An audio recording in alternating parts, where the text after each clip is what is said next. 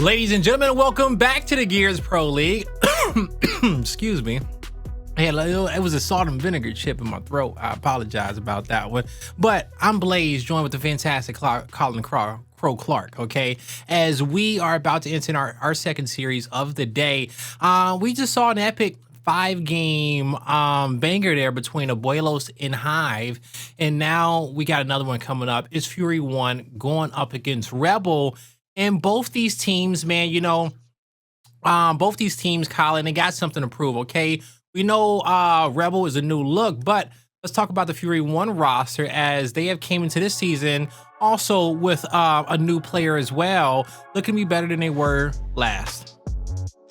Well, what Fury 1 basically went out and did was, the way that they've composed this squad is about pressure and keeping a team off balance. Even if they've got a hill in control, they're going to have somebody challenging out toward the left or the right-hand side. They're going to go for these wing plays. I call them wing plays because they try to stretch you out very far.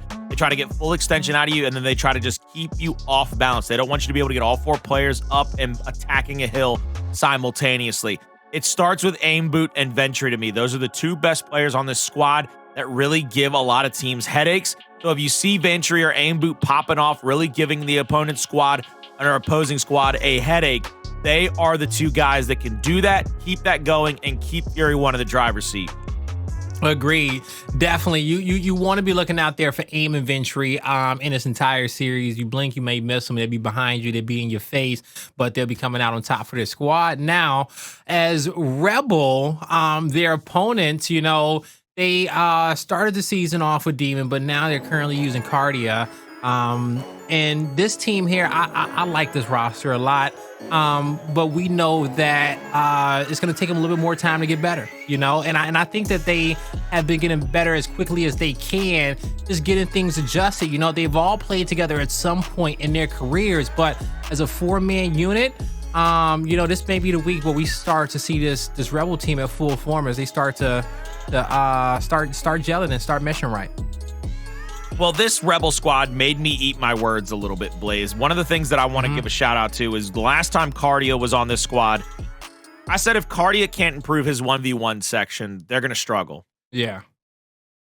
With this squad, because it's different, who Kardia used to be playing with on the squad now versus Xploidz, Crack, and Identivez on the squad, those 3 guys are so potent offensively that there's very few and far between 1v1s that Kardia is forced to win. He's either got somebody rotating over to him because they've already won their fight, or Kardia's job is not win the 1v1, just don't lose that bad boy for us. We'll get to you, don't worry. I think the addition of Xploidz, being able to play with a guy like Identivez, being able to play with another guy like Crack on this squad, give them a facet, give them a different look than I've seen from them in past times, which gives me faith in them to win a bunch of these games off of the fact that they've got 3 very incredible frontline players.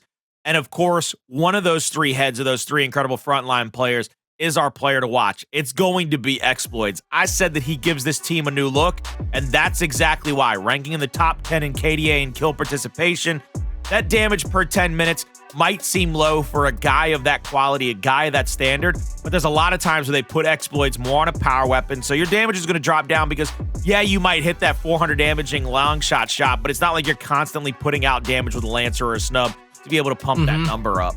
And also, too, you're not always playing one of those front spawn positions on every map when you got a squad like this, okay? You know, you got a lot of players, you know, being a tip of the spear on different maps depending on what they need. And so, but, you know, Xploidz, at the end of the day, I can definitely see these numbers going up as the season progresses along as well. But, you know, solid for this team. And, hey, they're going to need him firing off on all cylinders for them to be able to come out on top of this win. And they need to start off hot, okay? So let's take a look at our picks and bans, and we'll see when it comes down to control. Rebel took out District, and you got Fury 1 taking out Reactor. The executions, Fury 1 say bye-bye Canals, and Rebel says goodbye to the fear of execution, and then we get rid of Harbor Escalation, Colin. So I'm thinking probably Vaskar. I'm looking at a Vaskar, a Clocktower, a checkout for our 2 execution. I'm going to say Vaskar, Clocktower, checkout for our 2 executions and our escalation. For control, Regency? Fire? And Ritual. Ritual and Regency, the 2 Rs. There's the checkout I called. Training grounds. I like that. I like that over the Vascar for them. Speyer. So my maps, picks, and bans ain't been as on point tonight as they have been in the past, but I'm still getting a few maps here and there. The thing that I really want to see out of this situation, the reason I thought we might see some of those other maps is I thought Rebel might want to be able to keep it a little fast and loose at times, which is why I thought we might see the Vascar. But I like this for Rebel. Rebel gets Ritual, which they're incredibly good at. Fury 1's going to try to make this thing a stand-up, shoot him out at the checkout. But my God, you're going to give us a power weapon fight over a long shot with a guy like Xploidz, with a guy like Crack and Identivez to be able to play up with him. Those two maps right there really look to me like Fury 1 might find themselves down 2-0 early in this rotation. Those two maps to me set up very well for Rebel. That training grounds could very well be the end of the series if Fury 1 can't find an initial pick. I agree with you on that as well. You know, the first three maps are power weapon focused, okay? You know, between the bow, the snipe, and, you know, training grounds, you're going to be able to put whatever you want, but we know how Rebel likes to play it, right? So you're looking good there. Fury 1 definitely has to take at least one of these maps out the first three and get themselves over to Speyer, where they can utilize their teamwork and their speed to try to match Rebel and take that map away from them. But you still got Clocktower as that map 5, where we know that's power weapon focus as well. So, hey, we'll see how it breaks down. We start talking about predictions here in this series, and I'll go first, and I'll say that, hey, Rebel, I think Rebel's going to come out on top, and reasons being is that, you know, I like this Rebel squad a lot, and if you give this team a little bit more time, I think they're going to start surprising a lot of us. Also, that they are going to be a lot more, they're going to have a lot more structure and more of an identity, I feel like, than Fury 1. Because we always ask ourselves, what makes Fury 1 so special? And, you know, we know it's their grit. You know, they can push teams to the distance, and they don't never give up. But playstyle-wise, I don't know if I have personally seen that identity from them. And I know that Rebel, they want to be in your face. They want to get the power weapons. They want to beat you quick. And I think with that playstyle, I don't know if Fury 1 is going to be able to overcome them today. This is the week of Rebel for me. I think this is their best week to try to go undefeated in Pro League, get a 2-0, whatever it is, however many games you have this week.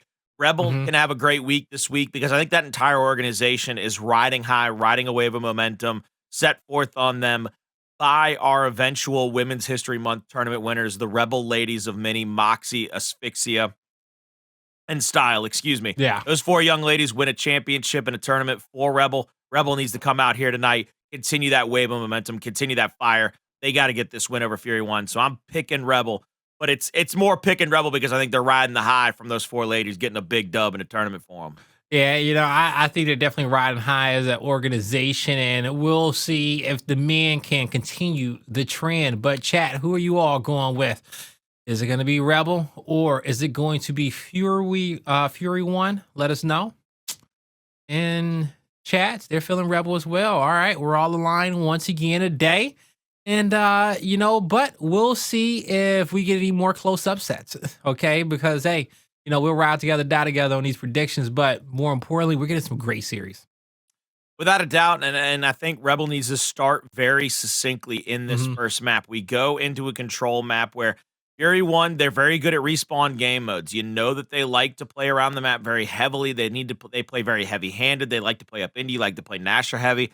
We saw that from Hive in Regency, where they were able to manipulate the battlefield, manipulate the CQC into their favor. Fury 1, if they can do that, they got a chance to win this map 1. But I think what Rebel's going to do is slow them down a little bit, Lancer, snub, get this early damage, and then be able to hold down those corner hills. All right, here we go. Map number 1, Ritual Control. It's Rebel going up against Fury 1, and what a day for Gears Esports action. We're definitely going to see a lot of close quarter fights, and me and Colin are going to be screaming in our mics, but don't worry about it. The official mic partner of Gears Esports is Blue Microphone and Astro Gaming, and they know how to keep us in check, in line, and sounding so damn fine. This baby bottle microphone in front of my mouth right now, that blue baby bottle microphone with that blue baby bottle pop filter as well. I got lucky enough to get one of those on the front of it. I can tell you right now, I might not look good at any point in time, but I always sound good thanks to Blue. See what can happen as we roll off a spawn here. First and foremost, Blaze, that torque bow fight is always very important. Lancer damage here by Aimboot early into the backside of this fight. He's gonna get stunned out. They go for the shot over the top, but Crack has to basically retreat for just a moment. But the L triggers from both teams, very huge right now. Toxiq is the first to sacrifice to the gods here at the altar, as it looks like Kardia playing through the front side with the snub out. I mean, picture perfect, 4 in, 4 out. That was a clean fight from Rebel to get this one started off, and they'll get the power weapons as well. Now, Fury 1 nades off the respawn. Aim is going to get some solid shots in on Crack. He's marked up. The nades know exactly where to toss him at to get a cut off or put some pressure on him. Toxiq still has him in his back pocket. They try to at least get one down. They are tossed, and he gets stuck, but he gets the 2. It's a 2-for-1 trade. Well, they'll find the last 2 as well, and that's going to be a team wipe coming out from Fury 1, and that was a great response. Incredible response, as a matter of fact, and you're going to see they're going to get some time left on this hill. They might as well take the lead, bleed this one out, and then press her over, because you're already in position at the next point. You can keep this momentum going. 3 players are going to push straight through the hill. They got to get at least one of these kills. Big Lancer damage out by Toxiq. This is how you slow Rebel down. This is how you slow those highlight reel players down. Backing away, using the Lancer. And Victor Hoffman would be proud right now. Quartermaster Keegan here, showcasing why he became an eventual Onyx guard. Snub fire out after the initial kill with the Lancer, and now trying to make sure that his teammates don't get rotated on. Trying to do his best. Last, he'll be able to pick up the kill and protecting the flank still. Now his teammate Ventry, he's probably calling for a little bit of extra assistance. He's gonna get it from Aim as he gets in at the right time. Well, Aim gets taken out, and Xploidz, he actually gets saved, and they take out 2. And they'll get the 3rd, but who is going to win this fight? It actually is going to be Fury 1. That got really messy. And it got messy on the side of Fury 1, not cleaning up those kills quick enough. Rebel almost clutched up on him, but instead, Fury continues to hold the setup. Ventry looking across here. Big shots across with the Lancer fire, helping get the downs and damage. You're going to see Rebel need to get one more meat shield there. They get it indeed, but there's the down from Ventry. Ventry still holding the 90 degree, and Fury 1 still holding the hill. Rebel having some difficulty pressuring against the team fire of Fury 1 right now. And Fury 1, this is a brilliant job. This is what you got to do against a team like Rebel. Ooh, to try to get an early advantage, and they are doing it in spades. Beautiful job. 75-28 and counting. They'll probably come off this hill at about 80 or so. Rebel only got these points off the first initial, if I'm not mistaken. I don't think they got anything off the second hill, call it. If so, it was single digits. Now, Ventry, bow in hand, gonna try to get some splash damage, no hit markers, but he knows exactly the Xploidz in the corner. He'll rev this up. He feels like he can get a kill from it. He's full. Somebody just needs to hit a shot. They will, but a defensive flash comes out from Xploidz to save his life, and an offensive frag from Kardia will get them 2. Let's see what they can do here as that next hill has spawned up. Rebel is inside of the initial here, so 70 points and counting. Ventry, 1 bolt left here. 2 players to his right, 1 player to his left. He's going to go ahead and rev it up. He's going to look for Xploidz on that mark. Shot at the bottom of his feet. Will only get a little bit of splash damage. Goes for the L trigger. Won't be able to get that one. He's full red. Now trying to bounce in. Ventry usually causes headaches, but right now his head's got to be pounded. Somebody's got to get him an aspirin. They get the revive off onto him. Needs to get this shot on a second down. All 3 shotguns in a close area. 24 pellets to dodge. They get 2 out of the 3 kills. Needing 1 more. Aimboot gets the down, but Aimboot rolls back. Aimboot trying to keep himself safe here. But because of the rollback, he secures the close respawn for his squad. And now the 3v3 is reset, Blaze. Fury 1 can fight right back into this. They got a new set of utilities. They throw them out. They're going to flash. They're going to dash. They can't get into a position just yet. Another flash comes out. They got the stuns. They're going to gun. Can they get kills? Can they get the hill? They can just now. Beautiful retake by Fury 1. And around the corner, here comes Last, as him and the squad going to be moving down the top lane, looking for that next kill, getting crossed out. Toxiq back in. He's behind Last. Last behind Toxiq. Is Fury 1 pressing up, but the defensive stand and around the turn is going to be Crack. Can he overtake Aimboot? He won't be able to, but you see another overtake from Identivez. He's taken out. We're going to have a crash here up towards the top ritual, as now Ventry goes down as well. Xploidz comes through, and it's going to be Rebel on top. They get the pit, they'll get the bow, and now they'll get the lead on the lap going out there towards the next. Toxiq is going to rotate out here with the smoke. He's going to stop the Lancer fire from Rebel from coming in possibly. There's the shots on. He's not going to be able to get much more than just some pellet damage. There's the down onto Identivez. He cleans up the kill from last. Torque shot from Xploidz. Not going to be able to find anything. Going to go with the active here. Lancer damage in. Yes, Blaze. You know, Colin, I love your golf cast so much that, you know, I'm like the complete opposite. I love me some F1. So I appreciate you. Ain't nothing wrong with that. Coming with the F1 cast energy right there. As this one started to slow down a bit as these kills are cleaned up here. And it's looking like Fury should be able to get set up, but does Rebel want to give them this peace of mind, this time on the hill, as they're waiting to become a full 4-man? They can get into that neutralization spot if they pressure out the backside. Kardia is going to try to pressure toward last. Two players are going to move in toward that neutralization spot. First nade goes off. Nobody down and out. Here comes a possible retake by the side of Rebel. 35 seconds left. A lot of time left on this hill. 126 to 67 as we stand right now. Identivez rotates to the front-hand side, goes for the 90-degree angle, gets some damage there toward the back onto Ventry.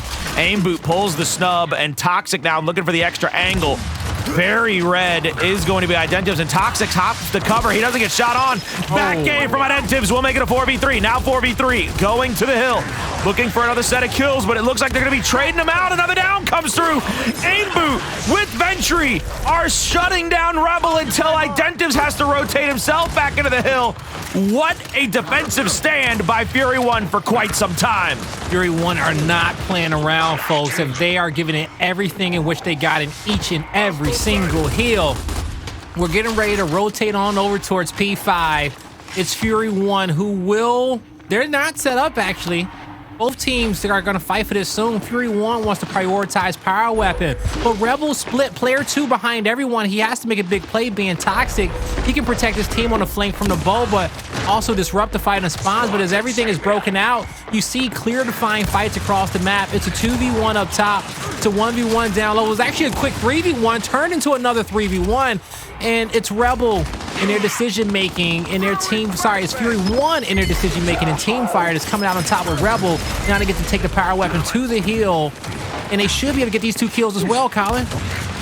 We're going to try to solidify those. Xploidz is going to go down. Now Identivez with the Lancer fire. He's going to help get one last. Stands up and stands tall to ensure that Xploidz goes down. That would have been a huge kill for Xploidz to maybe hit that one hit Aquita there with the Lancer damage help from Identivez. Now the Torque bow is going to rev. Small hallway, but they're bouncing around. They miss. This bow goes between everybody. Looking to be Robin Hood. Active bow to the ground. Gets some splash damage, but the wolf pack is very strong. You can hear them. They're going to pressure Aimboot out now. All 4 down and dead. Kardia, he's going to roll out for the quick little revive stop.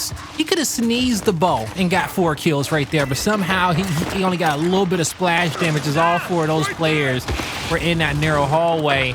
It's Rebel who is trying to... They've rotated down low trying to get these kills. There's 10 seconds of scrap time that's left, but as they're starting to play for the heals on next, is Fury 1 who got the better respawns. They actually got blessed kind of losing that team fight on that side of the map.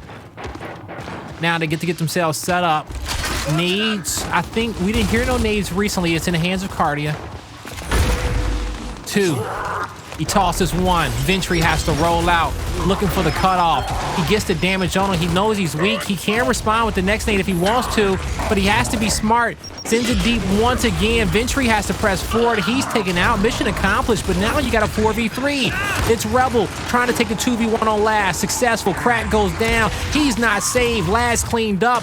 It's now a 3v2. Identivez, he's got into a scuffle with Toxiq here towards the back. Now, as he's holding his position, Toxiq looking for help. He has his right hand. He cuts to his spine, gets with his teammate, but they need the revive. The melee is there. The revive is there. The backhand connect from Toxiq. That should get them control over the spawn. Barring Kardia clutches up. And that's no tall task for him. Oh, Aim holds that one. He says, I'm going to get Love the fact that he held that shot. Really do love the fact that he held that shot. We're going to see score lead still stacking up a little bit in favor of Fury 1, but not as dominant as it was in the early goings. Identivez trying to hold on as long as he can to the spawn. Trades coming back and forth. If those 2 players just push right past him, yeah, that's what you got to do. He can't hurt you on the ground. He's got to bleed out. Push straight into the hill. Kardia is going to be a little bit red. Ventry's going to have to push back toward the other 1v1. Hits the big shot onto Xploidz for the down. Won't be able to get the kill, though, and now we see Crack rotating over here in an attempt to get another kill. They're going to have 1 player in front of them to have to deal with before the next reset comes in, which is right back at the first hill. We have gone through the first set of hills, Blaze. We go back to the altar with a 183-138 score line. Fury 1 still in the lead. Looking for that bow on the ground. Identivez can't find it just yet, but he knows how important it is to start collecting on some time and making sure that he keeps his Lancer up. New nades were acquired by Fury 1. They'll be controlling the spawns for next as well. Approaching his hill from the right.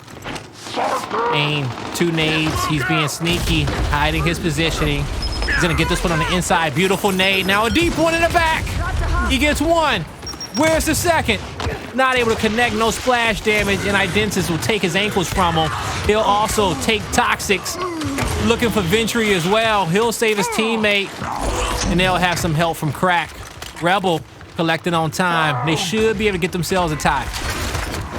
Looking to try to push in to that next position is Fury 1 off of respawn. They're going to be on the .2 side of the map, and they're on the correct side to push in from. But a quick couple of slays here, and you're going to see Rebel try to over-rotate here. They're going to try to get across the map. Ventry's going to get that kill. Trade kill comes through.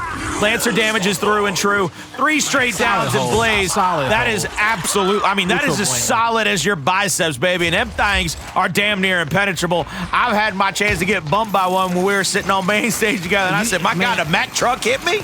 And I apologize, too. I did not mean to hurt you, Colin, okay? I was just excited to see you, all right? I had to apologize to you, Dirk. I just heard it all, my cast of friends, but you know, with great power comes great responsibility, and Identivez knows that the most.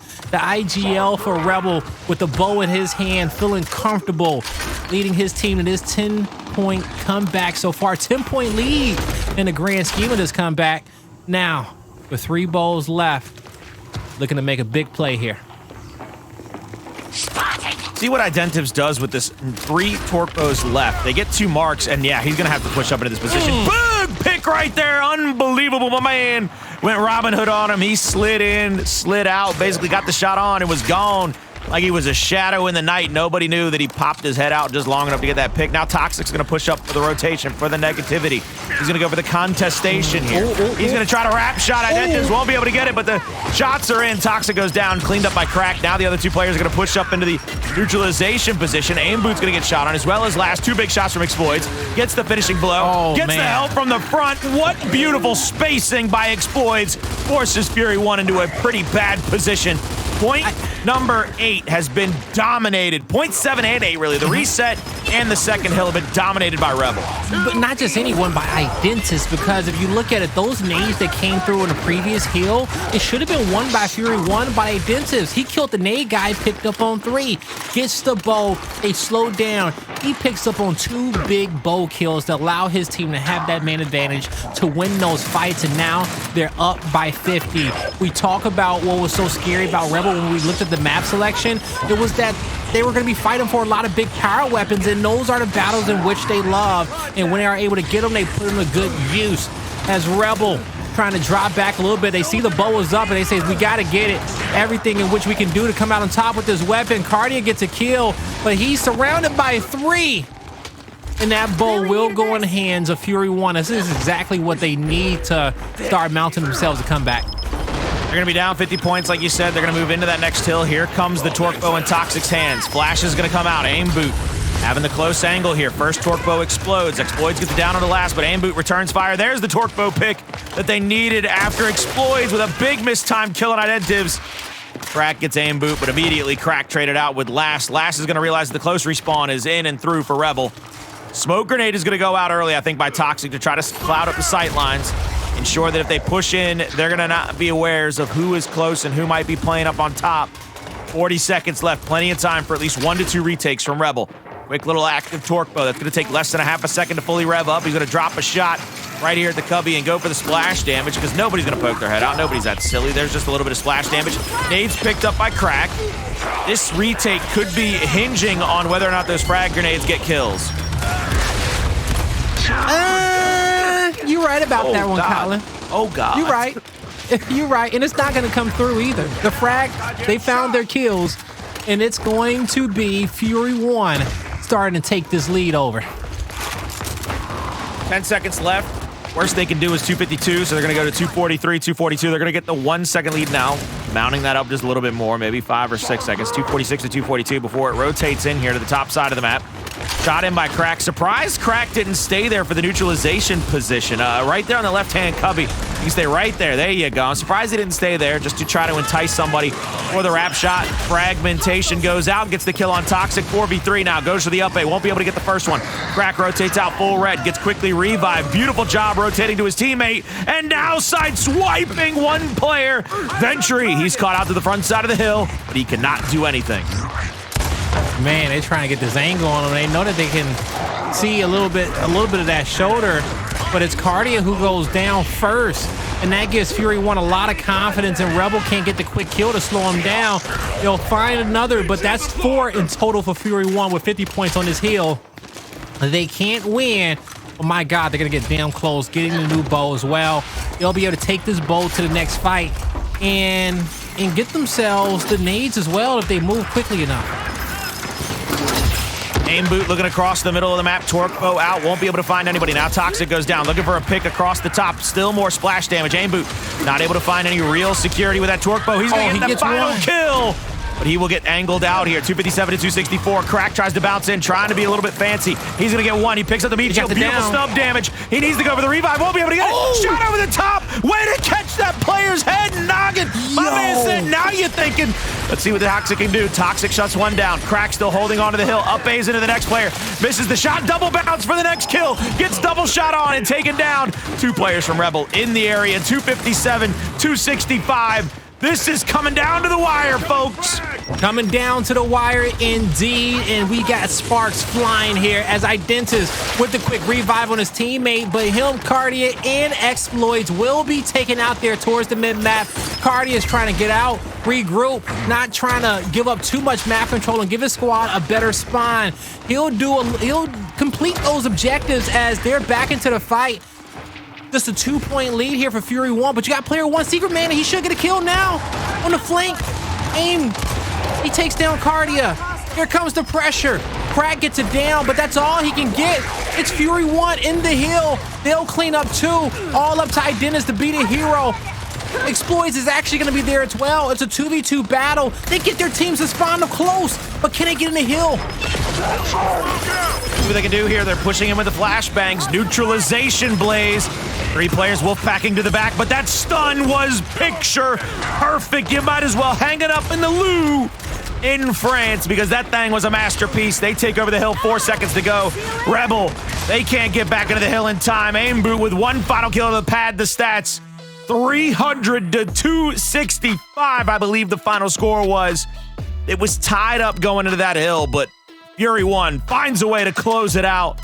My man last with the Union Jack flag. What my man representing the other side of the pond out there. You want some tea and crumpets while you at it, and boy. Rockin' Mac as well, too, okay? You know, Scottish and that's wrong. That's wrong. You can't have a Scottish player with the Union Jack. Come on now. It's all mixed up, but Fury One, they'll come out on top in this bizarre first map, and they take a lead in this series.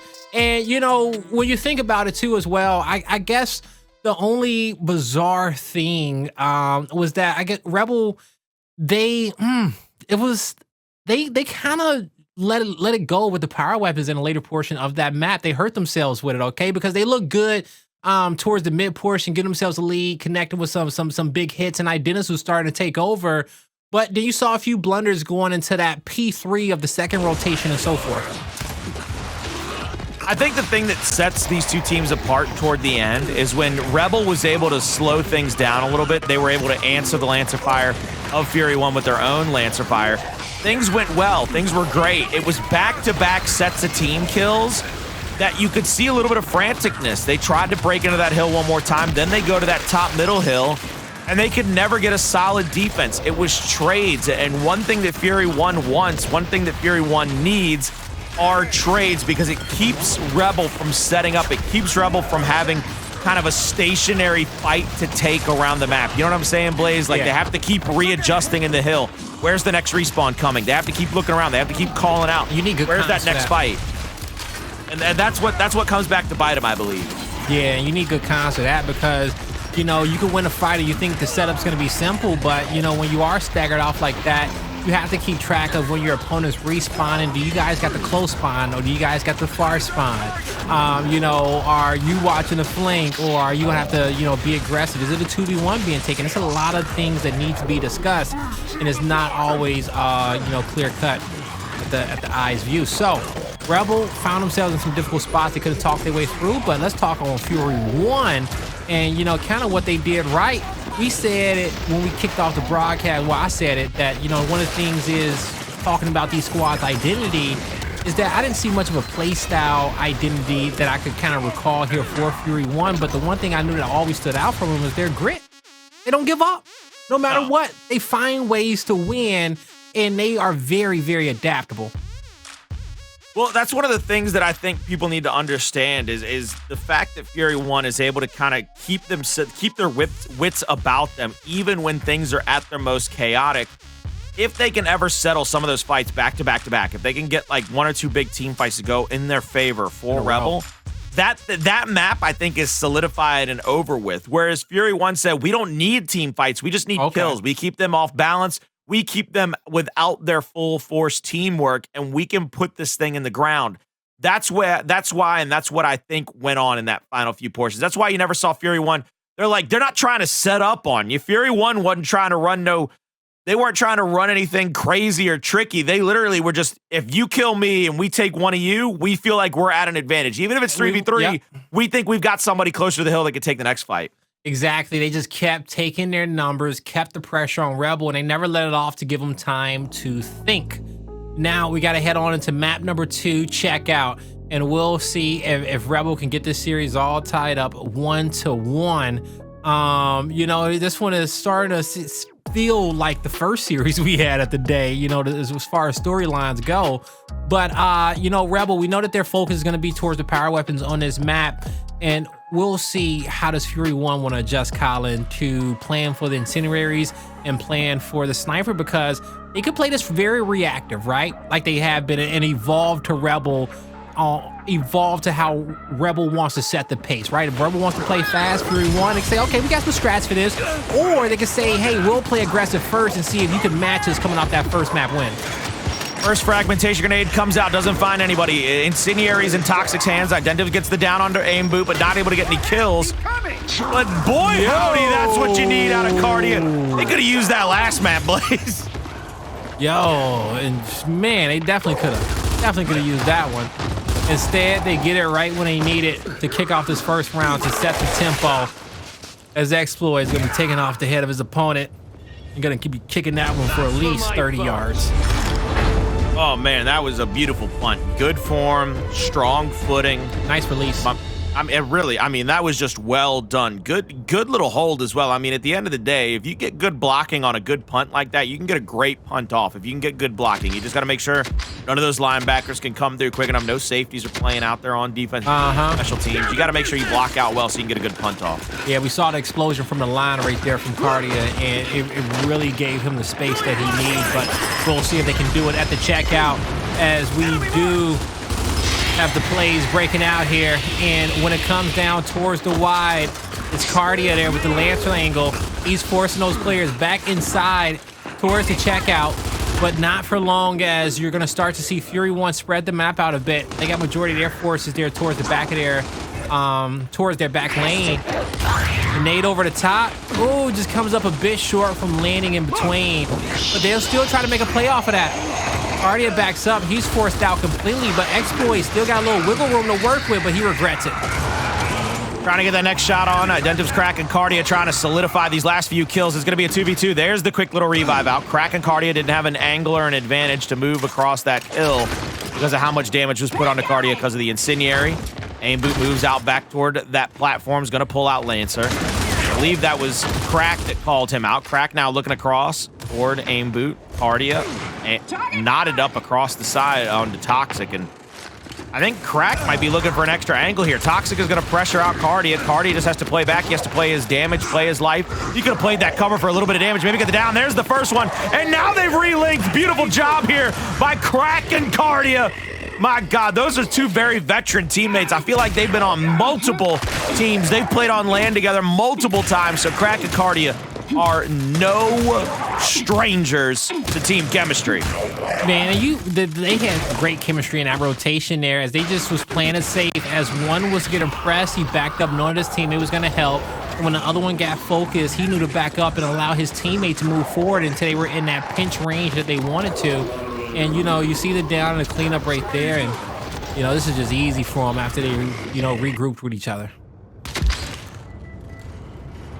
All right. Heading into the next, Kardia, no deaths to his name, most damage for the squad. He's here towards the back lines, making sure he can give all the support they need for his team. The smoke is going to go towards the front of the platform. He has a great mark on Toxiq. He's focusing him. Toxiq gets out, but his teammates, did they complete their mission? They did. They got the snipe. So everyone, their start goes well. Kardia gets it down. Xploidz will get one as well. 2 kills getting claimed up. They get the third, and there's about 2 body shots from Identivez to get them the cleanups in the third round locked in. Blaze, one of the things that I want to point out to you real quick, and I know you and I have talked about this before, Rebel has gotten every round under their belt, but they've only won 2 of the 3 first bloods. That is the thing that comes back to haunt teams. If you can get first blood and you cannot convert your 4 versus 3 man advantage, those will come back to bite you when it comes to execution. Yeah, those first bloods are going to be so key. You get that, you need to understand where your numbers are and how your opponent is going to try to find that kill back in their favor and stop them. You see a good defensive hold here coming out from Fury. They are able to get the cleanup on the second down. Kardia goes down once again, and he's taken out. Fury 1 looking to get their first round on the board. Incendiary goes too deep, but the shots, they will connect and get Fury 1 on the board as they take round number 4. Continuing to play on in this execution, Fury 1 has to be able to find a couple more rounds in a row to really start to put the pressure back out onto Rebel. I think the thing that may cause the fans of Fury 1 to pause is the fact that Fury 1 has really needed to be dominant in order to get some of these round wins, whereas Rebel might be able to have a little bit of a falter, might be able to have a little bit of a stutter and still come away with a big fight win. Flashes are going to come out all over the place. Kardia and Last, are going to go to the backside of the long shot. Last is going to be joining his teammate. Shot over the top. Identivez won't be going down just yet. Identivez playing his position perfectly. Meanwhile, it's 2v3 as Identivez is the only player to drop from Rebel, whereas Fury 1 has lost 2. Frag comes out. Weird angle, but it won't get any damage on the Last. Last will go down. Can somebody get over there to help out? Here comes the Flash going for the stun. That's an easy melee after the shot punch. And now another little execution will come out from Rebel. It'll be up 4-1. Up 4-1. Rebel showing that there's levels to execution. As they let map number 1 slip away from them, they're trying to make a statement here in map number 2. And so far, they have been very, very successful here. Even when it comes down to them really not kind of, getting those first bloods, they are able to find ways of converting this one. The incendiary kills aren't working out here for Fury 1. They need to make some big plays off of them because Rebel, more times than not, are letting them up into that platform to get those nades. I want to see Fury 1 kind of switch it up a little bit. But after playing 5 rounds and the intel in which they've gotten, they're going to be going back towards the platform. They play out wide right away. They get into this fight with Rebel. But Kardia, he's being annoying with those Lancers in the inside. Xploidz able to take down Toxiq. Crack, he'll take down Last. Kardia gets rushed there towards the back, and now it's a 2v2. Nade should be getting picked up soon, but Identivez is going to see if he can find the angle. And they are picked up already from aim. Looking to try to get another kill here. 2v2. Nades are going to come out. Aimboot throws him to the far left, the far right. Isn't able to find anybody. Identivez might have hit a body shot there, but he's going to get Lancered out. Goes down. Quick revive is in, but Crack is going to be the one that's full red now. Crack switches spots. Beautiful gefilte fish right there. My man said, you thought it was me. A little bait and switch. He said, you thought it was Crack? Nah, it's me. Now you think it's me? Nah, it's Crack. Don't worry about it. Now they're going to get an angle out here. An L angle, not exactly an X shape. They're actually going to both move to the front side of Ventry. And yeah. Ooh, that'll be a beautiful headshot by Identivez. What an incredible sequence for Rebel. No, that was beautiful. That was beautiful for Rebel from start to finish right there. And you see Fury come out, and I think Fury 1 did get the first blood that round, but you saw a quick response there coming out from Crack there in the back lanes. Kardia did his best to as those players were trying to drop back, tag him up, keep that damage on him that his teammates put out early on, forcing that wide fight. They had trust they could win a 2v2 with the power weapon. Now into round number 7, it's a quick first blood coming out from Fury, but the response in from Rebel is now a 3v3. Toxiq will find that kill cleanup on the ground. Crack almost came out with that revive, but not close enough. Quick nade pick up. Actually, nade's already picked up. They're not even there. I like this. Rebel's going to play back, and they're going to play super wide. They're going to try to find a pick on one side of the map. Identivez gets called out, though, so they know they have an advantage no matter where they go. It will be a man advantage on the map if Fury 1 just pressures out the same position. You see Identivez tries to be a little sneaky, gets to the backside of that cover. He's going to play up into his 1v here, gets back 8 out by last, and now it's a 3v1. Kardia will be sacrificed to the gods here, I believe, as he goes down. Quick little melee just to finish that off. 5-2, still 1 round away for Rebel to get map number 2 checkout under their belt. And, you know, man, if we see a comeback, how wild would that be? It would be extraordinarily wild, but I wouldn't be shocked about it. I mean, look, you think about checkout, you think about the Gears of old, you think about the fact that this is in Hanover, the hometown, place where one and only Coltrane played football for the Hanover Cougars, baby. Coltrane runs on whole grain. You know what I'm talking about. Yes, sir. Yeah. All right. As wholesome as they get.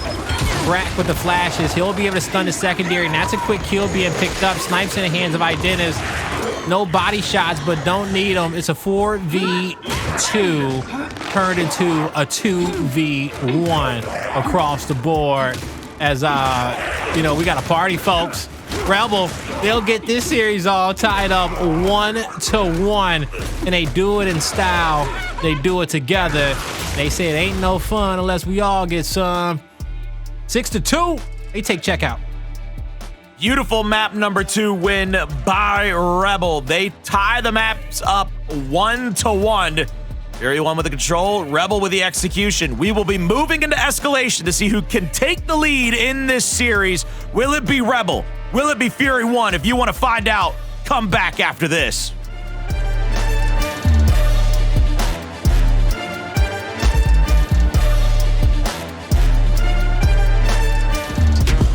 Ladies and gentlemen, welcome back to the Gears of War Pro League. We are just wrapping up map number 2 between Rebel and Fury 1, and we're all tied up 1-1 in this series as Rebel, they fired back in his execution. Kind of similar if you guys watched the first series, how, you know, Abuelos fired back on Hive. Now, got to go on over towards the escalation column. Going into escalation, Rebel needs to do much of the same. I think one of the things that really upsets me is you can see how dominant Rebel can be against this squad if they can get practiced bravado in big team fights. So going into escalation, even if they win round number 1, there's a part of me that almost wants to see Rebel just place down a power weapon. Screw it. Make it into a power weapon fight. Take control of the map, especially looking at the map we're playing. In escalation, you can really dominate and control that the way the rest of the round is played on training grounds if you place a long shot at that U, especially going into the second half because the mid-neutral hill is there. Yeah, now you definitely can. And, you know, depending, like, so this is one map too that we talk about where putting down that power weapon first is going to be more crucial, you know, compared to some of the other ones, because we see how the meta has changed when teams want to play there towards that mid portion, and not everyone's comfortable with that. So if you think about any map where you could put a weapon down and then kind of move around those secondaries and come back and catch up in placements, is going to be training ground. So the first 2 to 3 rounds is going to be really telling about the type of map, about how this map is going to evolve towards the later rounds. I mean, think about this for a second, Blaze. If you place down the long shot early, even if you give up a Boltok placement onto the opposite side of the map, because of how you play the mid-neutral hill in the first half, you're in God spot or you're behind a cover. There's very little room for you to possibly get headshotted like we saw earlier with a Boltok on escalation coming through in spades, in our first matchup for Abuelos y sus Nietos. Now in this one, you place the Boltok, that's not that crazy. The retro, is anybody gonna run straight off a spawn to a retro and then bring it in, or is that a second half, a secondary team fight weapon?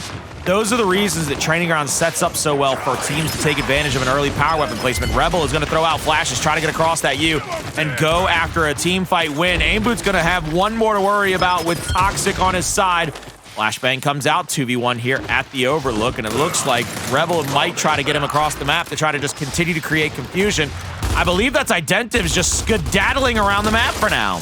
Yeah, it is. You know, he is just being annoying there. You know, trying to open it up here for his team. And so he is still down low at the underpass. Got a great angle here towards the B hill, and he's going to try to fight this player on God spot, but he took some shots in his back, but he created an opening for Crack to get in, and he did his job, but it is a player top Overlook. Crack gets into the hill, into that revive range, and Toxiq, he hops out. He hops out into his death, as you do have a player crossing down from the host spot. That's going to be Kardia. He gets the support that his team needs to lock into that B hill. Now you're going to see Aimboot try to bounce up into that next player. He's going to be full red. Beautiful first shot now. Aimboot going in for a second one. Won't be able to get that next shot on. Last in the middle of this map will be lancered out a little bit by Xploidz. Xploidz needs somebody to get up into the... There we go. They're going to get up to the top side, because that protects him. If somebody comes at that baby set of stairs, that early damage gives him a chance for the one-shot kill. Here comes the flash. Xploidz is going to push out. He's going to get full red, and 3 players are there now. It looks like Fury 1 has put a lot of their eggs in this basket. 2 players from Rebel have pushed out. It's going to be Kardia getting a down, getting a second kill. Last is going to go in for the revive on his teammate. It's going to be 2v1 if they were to hop back into the cover, but Rebel only has 1 player left alive, and that's going to mean they're going to settle their tea kettle. And this first round right now in the favor of Fury 1. Yes, it is. Fury 1. They're looking comfortable to kind of start this one off early. No problems whatsoever. You know, just a slight 30-point lead that they currently have. Some good shots from Crack over the top. He'll be able to get that down, clean up back Kardia. B Hill starting to get decapped. Will the lead change into Rebel's favor? Noah does not. It's still in Fury 1's favor, so they'll hold their defensive setup. More importantly, they got to protect their home hill. But Fury can't turtle up too much. Aim, he probably threw that flash out a second too early. Needs to wait for a little bit more movement, but he's still alive. That's the goal. Finally taken out. It's up to player 3 to kind of really extend his round on the low end. Some good shots on Kardia. He could probably hop the top, rotate around, and get to B. Just completely negate him, but he goes in to help his teammate. Turns around to get the fight, but he wasn't able to get the kill in time, and this is going to be a scary finish on the side of Fury 1. But they clutch up on the goal line, and they'll lock it in. It's going to get dicey, but Blaze, you know what they say when things get dicey, right? What they say? I mean, they're just in smaller pieces. You can still handle that, right? Oh, I thought you were going to say they get spicy. But they don't always get spicy. They get spicy if we season them spicy. But you're right. You're right. I said my wife one time, she was dicing up peppers to put in one of our little, she does a tossed salad with bell peppers and stuff in it, and she was dicing them up. That's who ends up saying that, by the way. My wife is the one that she says, you know what happens when things get dicey, honey? And I said, what's that? She said, they just get smaller. I was like, I thought I was supposed to have the dad jokes. What is happening right now? That just means that you get them in either higher quantities, or you could, you know, consume it easier. I mean, it was like one time, Blaze, I made a belt out of watches, and really, it was just a waste of time. Get it? Get it? There we go. A waste there we go. All right, I'm done. I'll see you later. I'll rock that. I'll rock that, though, to be honest with you. Hell. Oh, man. As we are starting to, you know, we finish our first team fight, and Fury 1 on top of Rebel's home hill. Xploidz left to defend it, and he's not getting enough support from his teammates. They tried to help them, but Crack has his hands full up top Overlook. And then you also have Kardia, who's at Heaven, who watches in his flank for a second, but he's trying to see if he can get his team an angle. Crack is going to let a few players up here. This is where Kardia needs to trap for him. You see the Lancer angle, but that's a down. Doesn't get enough damage, but Identivez comes up late to the fight a little bit. Kardia is still there. Identivez gets 1 kill, but that's 2 kills picked up by Fury 1 in total, and now they have the numbers to get the B hill and probably overtake this home hill. Crack really didn't have anywhere to go. He was kind of stuck between a rock and a hard place when he was up top, and now you see Kardia. He's going to come off the respawn finally for Rebel get up into the God spot here and try to look down straight over. He cannot get an angle, though, because of that player just tagging him up from the other side. And now that they're both down, nobody's there for the revive. This is another Fury 1 round. This is where Rebel, this is what worries me, is Fury 1 is dominating these escalation rounds, and Rebel has yet to just say, okay, let's just go ahead and place down that power weapon. They need to do that after this round. I don't see why you wouldn't in this situation. Yeah, especially right after the way that Fury 1 has done a good job on the initial and also keeping their lead. They're keeping the lead off the rotations. So we see how they have the C and B hill set up. They got their focus right now down low at B, but with a player coming off the respawn, you see them marked, right? They see the stack, so they all start backing up. They say, you can have this one. Start trying to see if you can find a kill as these players are rotated towards our home hill, or we can just set up the trap at B. That's a great rotation from Toxiq playing the lower lane, and Aim gets 2. 3v1 at the B hill. Aim gets the 3rd. In the 4th, well, he's got his hands full with Ventry, and he's just going to play with him for a little bit. Yeah, I mean, sometimes you just got to play a little game of jacks, and that's what Ventry was doing. He was picking up the jacks down there. He said, hey, man, you won. Let me clean this up real quick before round 3 starts. That's what was going on right there at the end. And what you'll see is after these weapon placements, if Rebel don't place down a power weapon, I'm going to start losing my mind. Yeah, they go retro right here. Oh, don't do it. Don't you crack. There we go. Thank you. You say, don't you do it, dog dare. Don't do it. Yeah, it's going. It's going. They're talking about it. They're talking about it. They'll leave the Botox there. They don't got no issues. Long shot locked in here for Rebel, trying to change up the tempo of the map. And that's how you do it. Things get me worried. Things got me worried, man.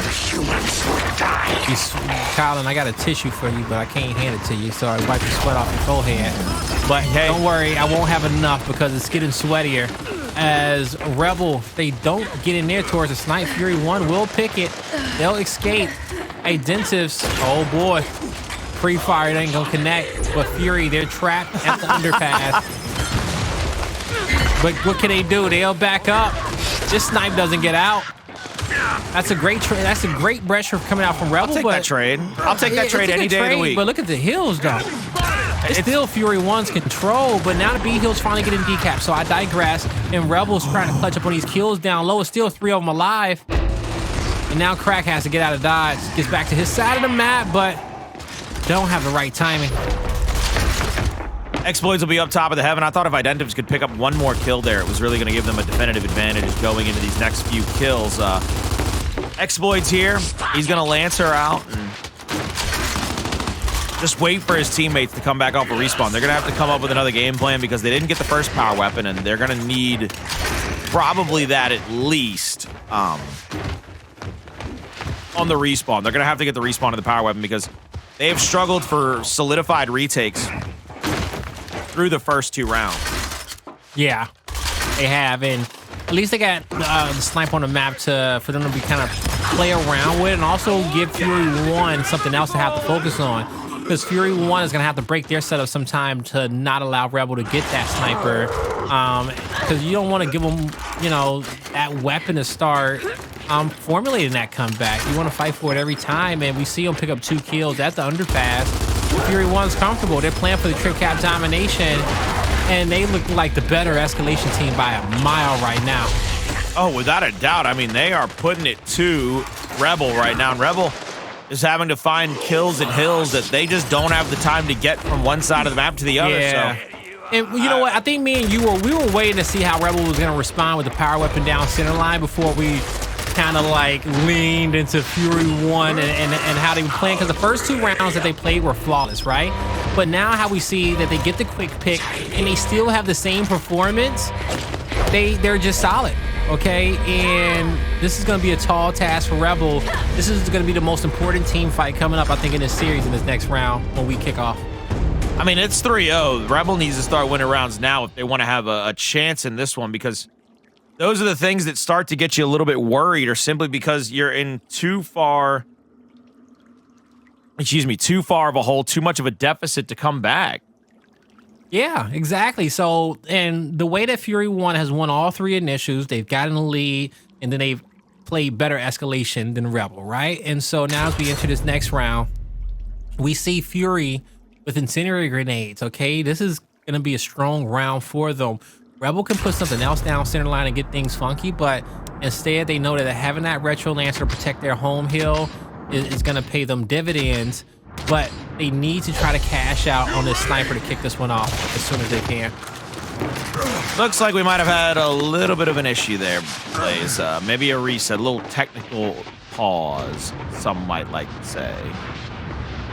Hopefully one that's not gonna be too long. Quick, fast, and in a hurry? Quick, fast, in a hurry. It was a quick kill on aim, but we will see if a bot comes into the lobby, is he gonna lag completely out, or it could be something small like, hey, my Uber Eats is downstairs. Can you just kind of team kill me real quick? You know, say I'm having connection issues and we just get back into it. Buy me some time. Buy me some time. Buy me some time. We need to pause real quick. A quick kill. But hey, you know, this is a good pause. You know, well, we'll see who this pause is gonna better. This may help Rebel out a little bit, gives them a break, gives them some time to kind of really talk about what's been going wrong for them. What do you really think is the biggest issue they face right now? Because from everything, like all intents and purposes, on map 2, they dominated the team fight. You'd think that they'd come here and dominate that again, but it seems like Fury is just out-rotating them a lot of the times. I think that Crack needs to, I think Crack needs to play front spawn on every single map and, you know, just be super dominant. But why do I say that, right? Well, I think that, you know, Rebel, they could lean too much into the power weapons, and I just want to see some consistency without the power weapons on the map, right? Because, you know, you should be able to win that first, you gotta win that first team fight with your shotgun and your Lancers, and you just need a consistent tip of the spear, but I feel like they move their numbers around.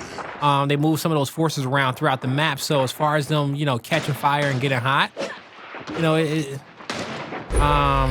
it's not really working out for them too well. But consistency is key, and that's why we see a lot of power weapons down, and we know that's when Rebel starts playing at their best. Let's see what we can do here. Is it looks like everybody's still in the lobby. We should have a live game to go. We will come into another big team fight over that long shot, of course, at the very beginning of the round. Curious to see who may come away with it this time, as last couple of times it has been, without a doubt, a definitive edge for Fury 1. Shots Aim on early. Down. Yeah. Kardia and Xploidz. They're here trying to get their shots off. Identivez in a 1v1 up top. Cracks in heaven. I see them. No one able to get in just yet. We saw a lot of utility being used, but Rebel has 3 nades to work with. Kardia goes in. He misses the shot that he needs, and Aim will take advantage. They'll put some pressure. Identivez to save his teammate. He gets the revive, but will they stay alive? Toxiq can't go huge. And it's Rebel finding 3 off the initial. They win their first one of the match. Beautiful first initial win here. Rebel can settle into the B hill, settle into the power weapon as well. Try to make this 3-1 going into the second half and maintain some semblance of a lead in this matchup, because they had to have the momentum coming into this game number 3, but they weren't able to really build off that momentum as they lost the first 3 rounds over to Fury 1. They need a good solidified defensive stand here, at least 2 of them, I think, based on the point differential before they got the team fight win. Xploidz is going to get the call out that maybe 2 or 3 of them are going to rotate through the overlook. And Colin, do you still have the first bloods from that last map? You know, because I feel like Rebel was, you know, they won it, but the first bloods were kind of even as far as both of these teams when it came down to their initials. It was 5-3. 5-3, okay. Cool. Still close, but here's definitely leaning in favor of Fury 1 now. Xploidz with the sniper in hand, just trying to hit the body, but the hill's capped, bro. He'll get the down. It should allow his teammate to get in there easily for the kill and the capture. Missed shot on last, just over the shoulder. There's the body that he's looking for. That'll allow his teammate to push up, and that's Identivez being able to take down last. He'll have some free reign to look down into this hill. Aim, if he peeks, he may be not peeking again for about 20 seconds. Nice flash from him to get across the lane. Big headshot there by Xploidz. They'll be up over the 200 marker. They need about 15 seconds to kind of put this one out of reach. It's a 1v1 on the opposite side of the map. Identivez will be holding down the home-to-home stretch. Only one player that can really threaten into this spot at the B hill. That'll be last. Down to just 12 seconds. Shouldn't have lancered over to the top. That puts your head just above the area where it can get blown completely off. And that should spell the end of this round. 3-1 going into the second half. Fury 1 still leads Rebel, but this is a great round for Rebel. It was a great round. It was the first round in which they weren't playing behind in this map number 3. So they were able to really kind of take their time and, you know, set up the fights in which they wanted to, as Fury 1 had to, you know, play into them. And Rebel's defense was just too strong how they were spread out the map. So, you know, congrats to Rebel there. Now, they have to remember exactly what they did in that previous round and do it again. They got to stop Fury 1 from getting inside to that snipe first. We'll see if they can do so. Last time, Fury did it again, and they got that initial kill on Kardia, but then they tried to get really aggressive, taking down the rest of the players at that corner cover at the bottom of the baby stairs, going up into middle. And so, where Identivez was able to clutch up. Here we go. Trying to throw out their smokes. They need to stop them from getting inside of that next hill, because that's going to be the power position where once they get inside that sniper, if they can get that long shot out and back into their favor, that's where things start to go wrong. Ventry's on a home hill. He'll cap it up. This is a 3v3 with snipe in hand. Are they going to play for that early trip cap dom? If not, they need to just play for getting some help across map there towards Ventry. At that home hill, he'll probably just have to win another 1v1. He's okay with that. Same fight, just that he got 2 hills he's covering. Woo! And if this 3v3 fight is won, that's Fury 1 in a beautiful position. That's the down that they need. Now they'll rotate around the flank. Trying to get the body. Oh, he just misses it. He brings out the shotty. Ventry wins his 1v1 again. He just needs his teammates to find 1 kill on this side of the map. We just need 1, and that's all 3 down. They all 3 should get in the hill. Goodness. They all 3, but they'll send the extra help. You're gonna beat them up when you could be winning the game. There we go. You could be beating them up, but you could be winning the game. They don't. They know they got it. They know they got it. They're trying to assert their dominance, please. They are. You know, I'm just that guy, yo. You play till you win. You know. I've played to the whistle. I play to the whistle, bro, okay? And you can talk your trash on Twitter, or you can talk your trash in the DMs, or you could talk in an Xbox party chat for all I care. But you play to the whistle. That's how you get yourself into that major form. But so far, you know, it looks like, you know, Fury 1 is currently playing in a major match, okay? Like it's the summer major right now. The way they have stayed composed throughout this escalation, the way that they have stayed consistent, and their key to victory has been the power weapons in a team fight. And now we just saw Ventry just get he won 2 Eagle 1v1s in his battle. I think that was against Crack down low. So he's living in his head now. Aimboot's going to go in. He's going to bounce in, get 1 shot down by Xploidz. The help from the top side of the map comes in. Xploidz is going to be lancered on a little bit. He's going to rotate out here. E-Hill not being capped up just yet. 3v3, but the incendiary picture perfect. Identivez will go down, and that to me is a scary kill for Rebel to have to deal with. Identivez to me is just so talented at all times that it makes things a little bit more difficult for them to try to get a win. Yeah, and it does make it difficult for them. Rebel, they'll get the power weapon. Xploidz puts it to work right away, and now they have won themselves the initial. Anytime Rebel has done that, they have taken a round, but we'll see if that defense is going to be consistent. 5 shots left in the chamber. You got 2 in front. It's also, you got that 1v1 lane down low. It's a different look in that 1v1 lane. Ventry's there, but it's Ventry versus Identivez, as Crack is going to be with his teammates on the other side of the map.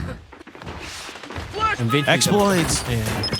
The pick needs to come right here. Right now, I was about to say, he needed to get one of those players coming up top, but now he's going to have to rotate out. I believe Kardia is behind him. There's a down somewhere, but it was quickly revived out. Now it's a kill, excuse me. Smart. Home-to-home stretch in favor of Fury 1. They're going to keep the pressure around the map going, just to ensure that Rebel really never feels comfortable, and Xploidz has to win yet another fight. Toxiq comes sliding in. Ooh. Big fight win by Kardia to keep him in the lead for a moment.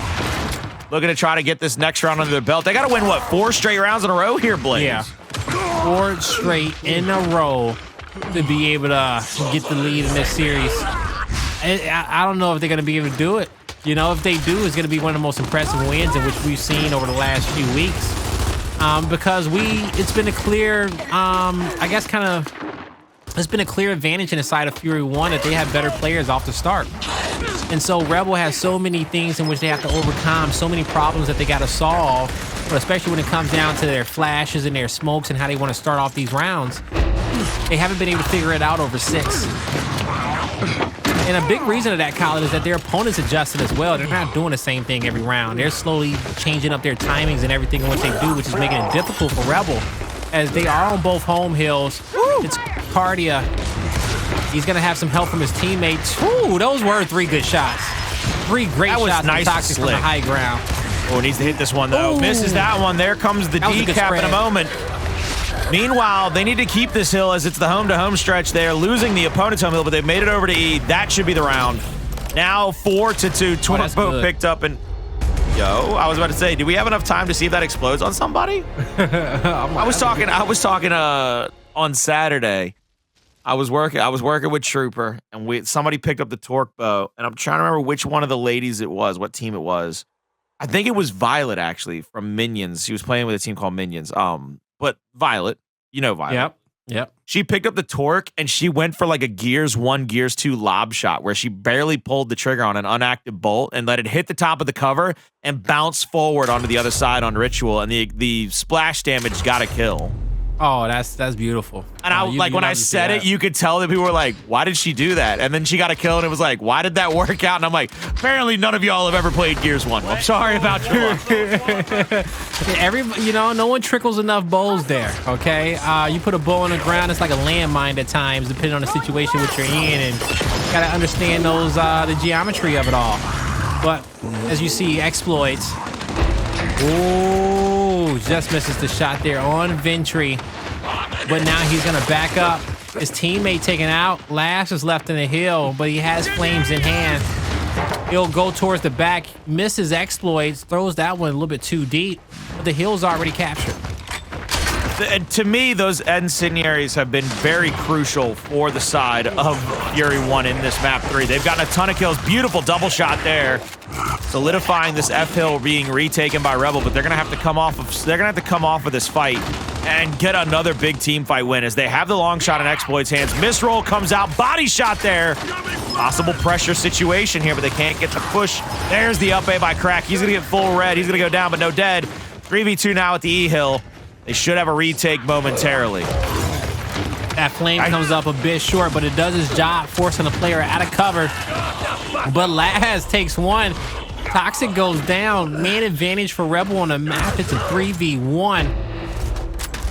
And Rebel, as they have the E hill and the F hill, they should, get this comeback. But Fury 1 has about 30-40 seconds to play around with just to get set up before they lose this lead and lose their advantage. So they're taking their time, making sure that they can find out where Rebel is on the map. They're going to split themselves up in a little 2-2, and one of the best formations you can put yourself in to gather intel and come back. But when Xploidz is there, he'll break any formation when he has a long shot in hand. And Ventry gets crossed out from Overlook.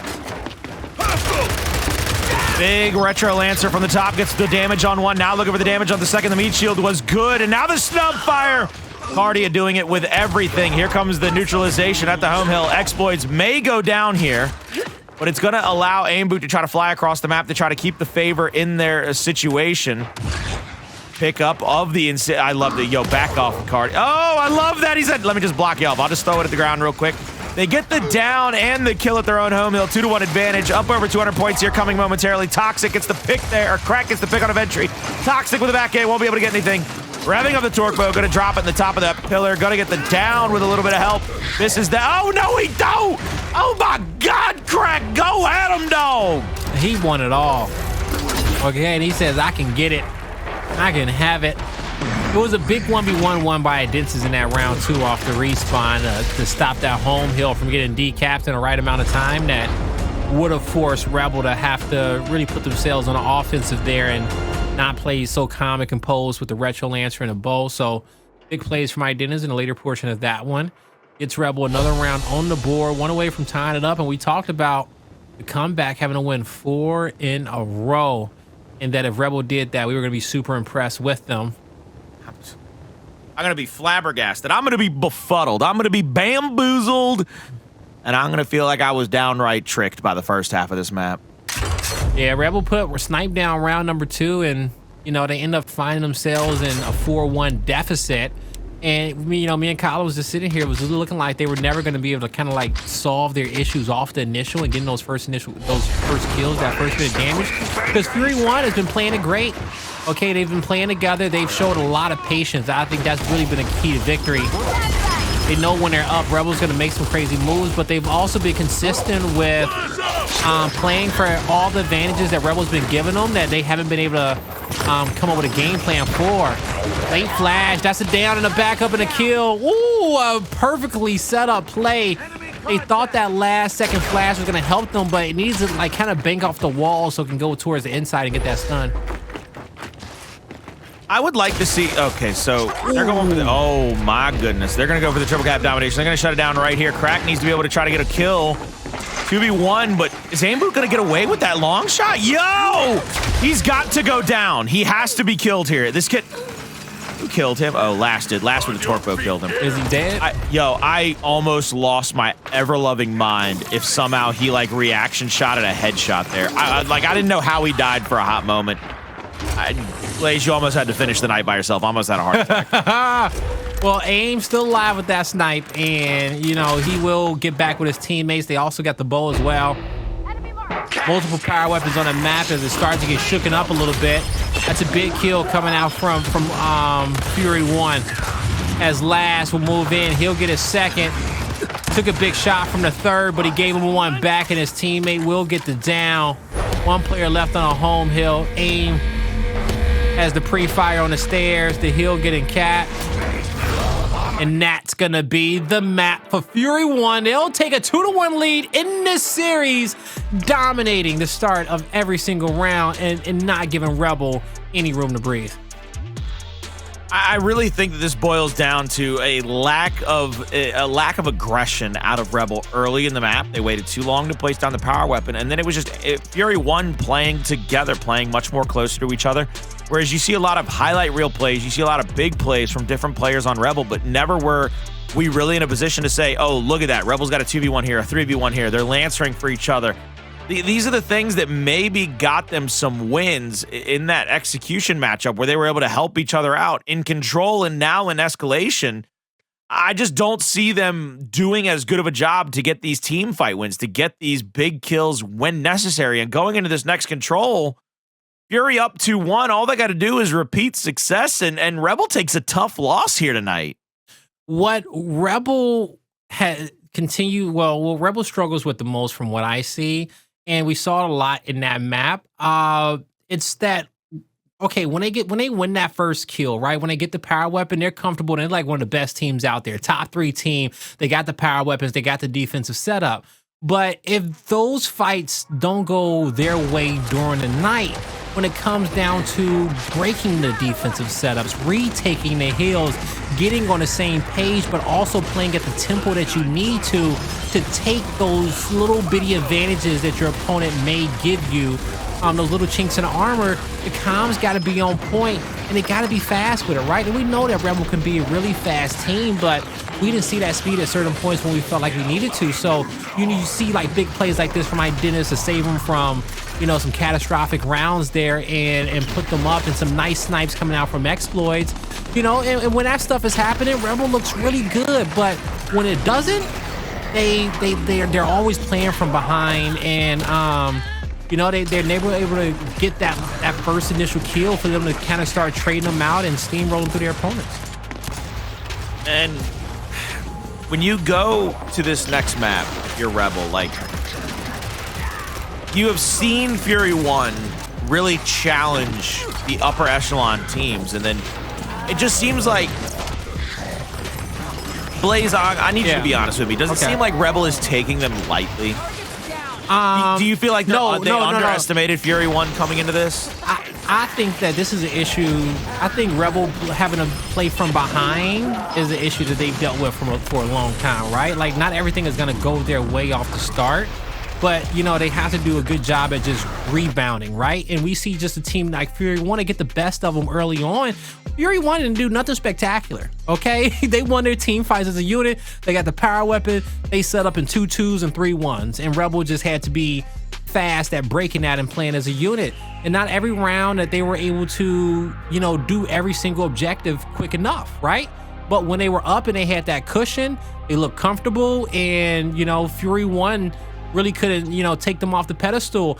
And I can say that can also go into Fury 1 also being weak on the defensive setups, right? Well, my fault, sorry, not weak on the defensive setups, but weak at breaking defensive setups.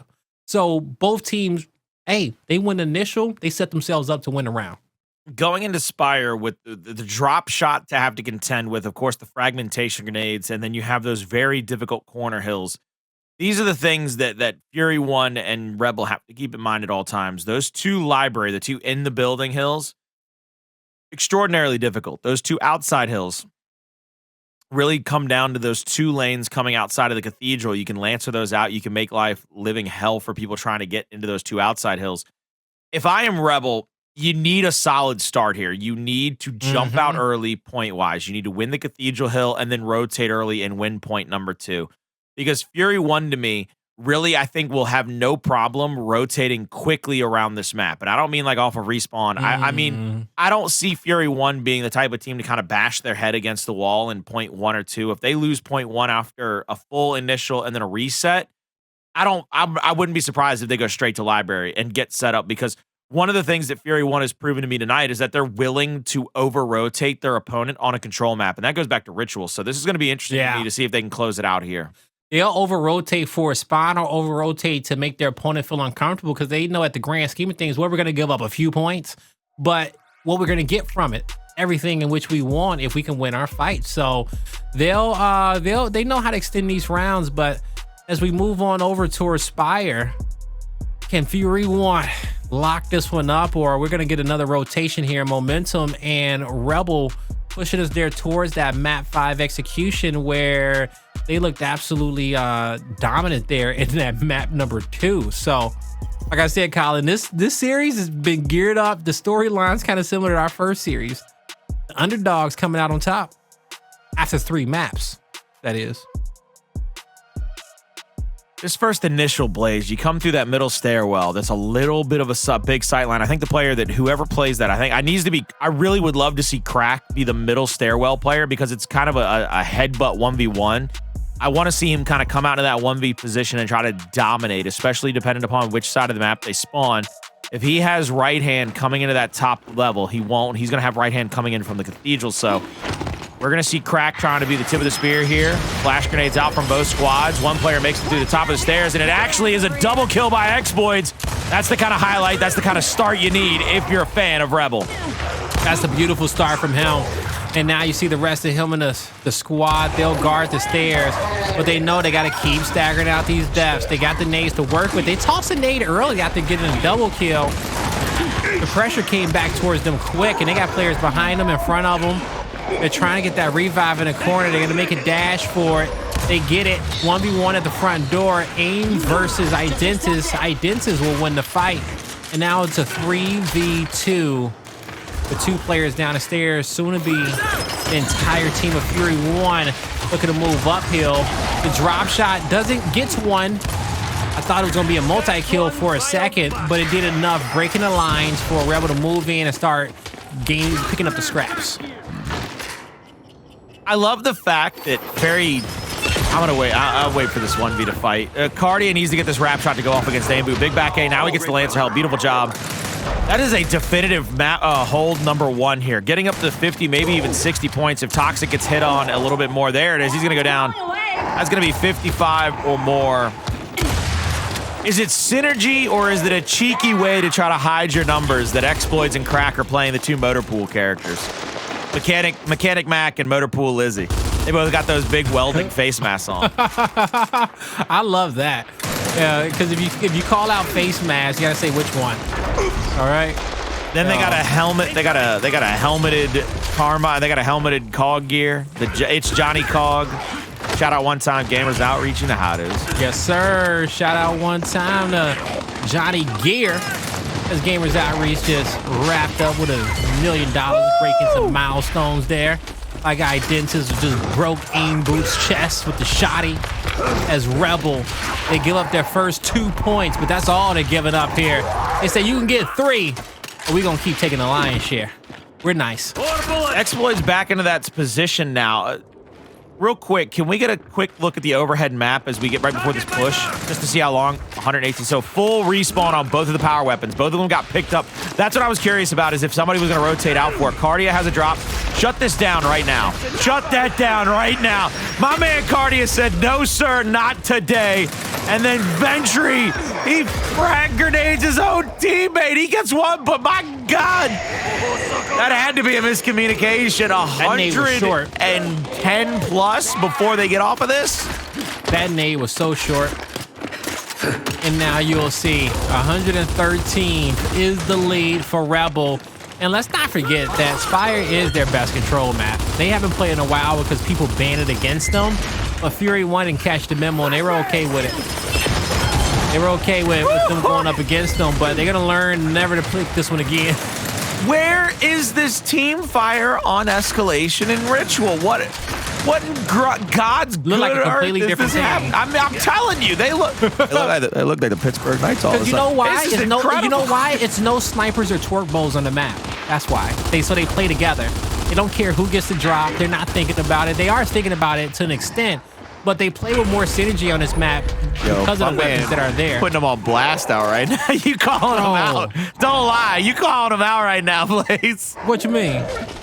There's no torque bow or long shot on the map, and that just tells me that deep down inside, what you mean is you don't have Identivez crack and Xploidz being like, no, that's my power. Yeah, exactly right. They're not, they're not trying to be the superstar. They have to play as a team to win this map, and it shows. That's the only thing that I can think of, because it shouldn't be that drastic of a difference here, but it's less things to focus on.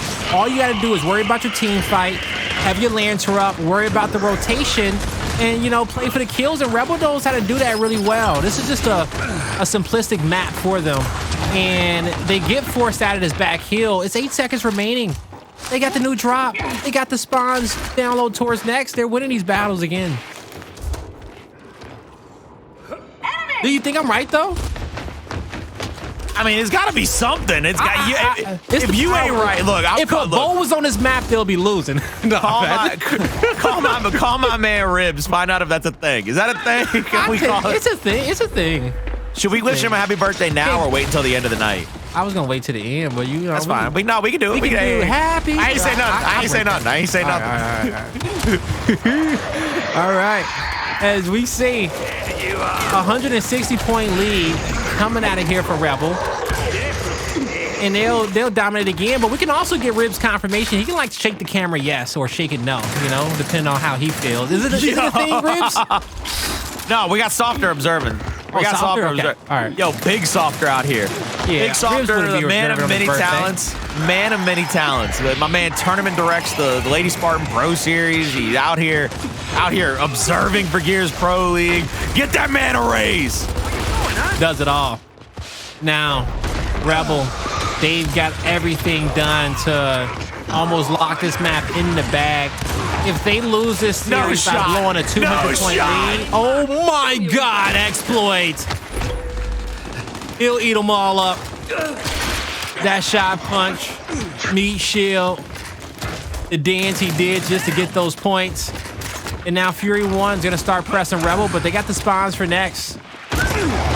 Ventry gets taken out, and they have to cross all this open terrain that Rebel has locked down, and that's going to be a tall task for Fury. And I don't know if they're ferocious enough to do it, especially looking at that score line. 2v2 to the backside toward the spawn. Kardia is going to step up. He's going to be looking across here, not going to be able to get any damaging shots. Xploidz, all he has to do is kind of keep these players baited out. Guys, you're down 220 to 31 the hills. It's over here. You're just getting lancered, and not moving is also not helping. They're trying to play some smart escalation. You said they'll rotate it wide, right? They doing that. Yeah, they're gonna over-rotate. Over-rotated. My man's though, you can't rotate through Narnia to find yourself in Middle Earth. Those are two completely different universes, and that's what the hell Fury 1 just tried to do. Two completely different ones. And so it seems like They may be on the right track now, but you know, hopefully they open the right door next time. So Rebel moving in, trying to get the contestation right away. They'll back up Ventry, who was left by himself in his hill. His teammates died on the outskirts. They did good at utilizing the power weapons to get in, but they weren't able to get fortified quick enough. And now nades in the hands of Fury. They're gonna have to back up and make sure they can lock in next. 256 and counting to 46. Dominant position here for Rebel.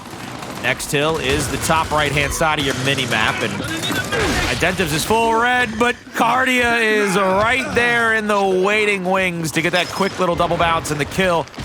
Little hop over the top. Crack will try to get that first body shot. Misses the L trigger. Beautiful job there by Ventry to kind of wiggle-waggle to keep his damage as low as possible. Now he's going to throw the flashbang back. Going to try to move back into this position here. Revives are going to have to be abundant if they want to get a win on the backside of this hill. And they have to be abundant, okay? Shoot. Rebel, they can't get none. It's Fury. They find 2. They find 3. And now they're sitting comfortable. They clean the hill. They got the setup in which they want. They got coverage in the mid lane.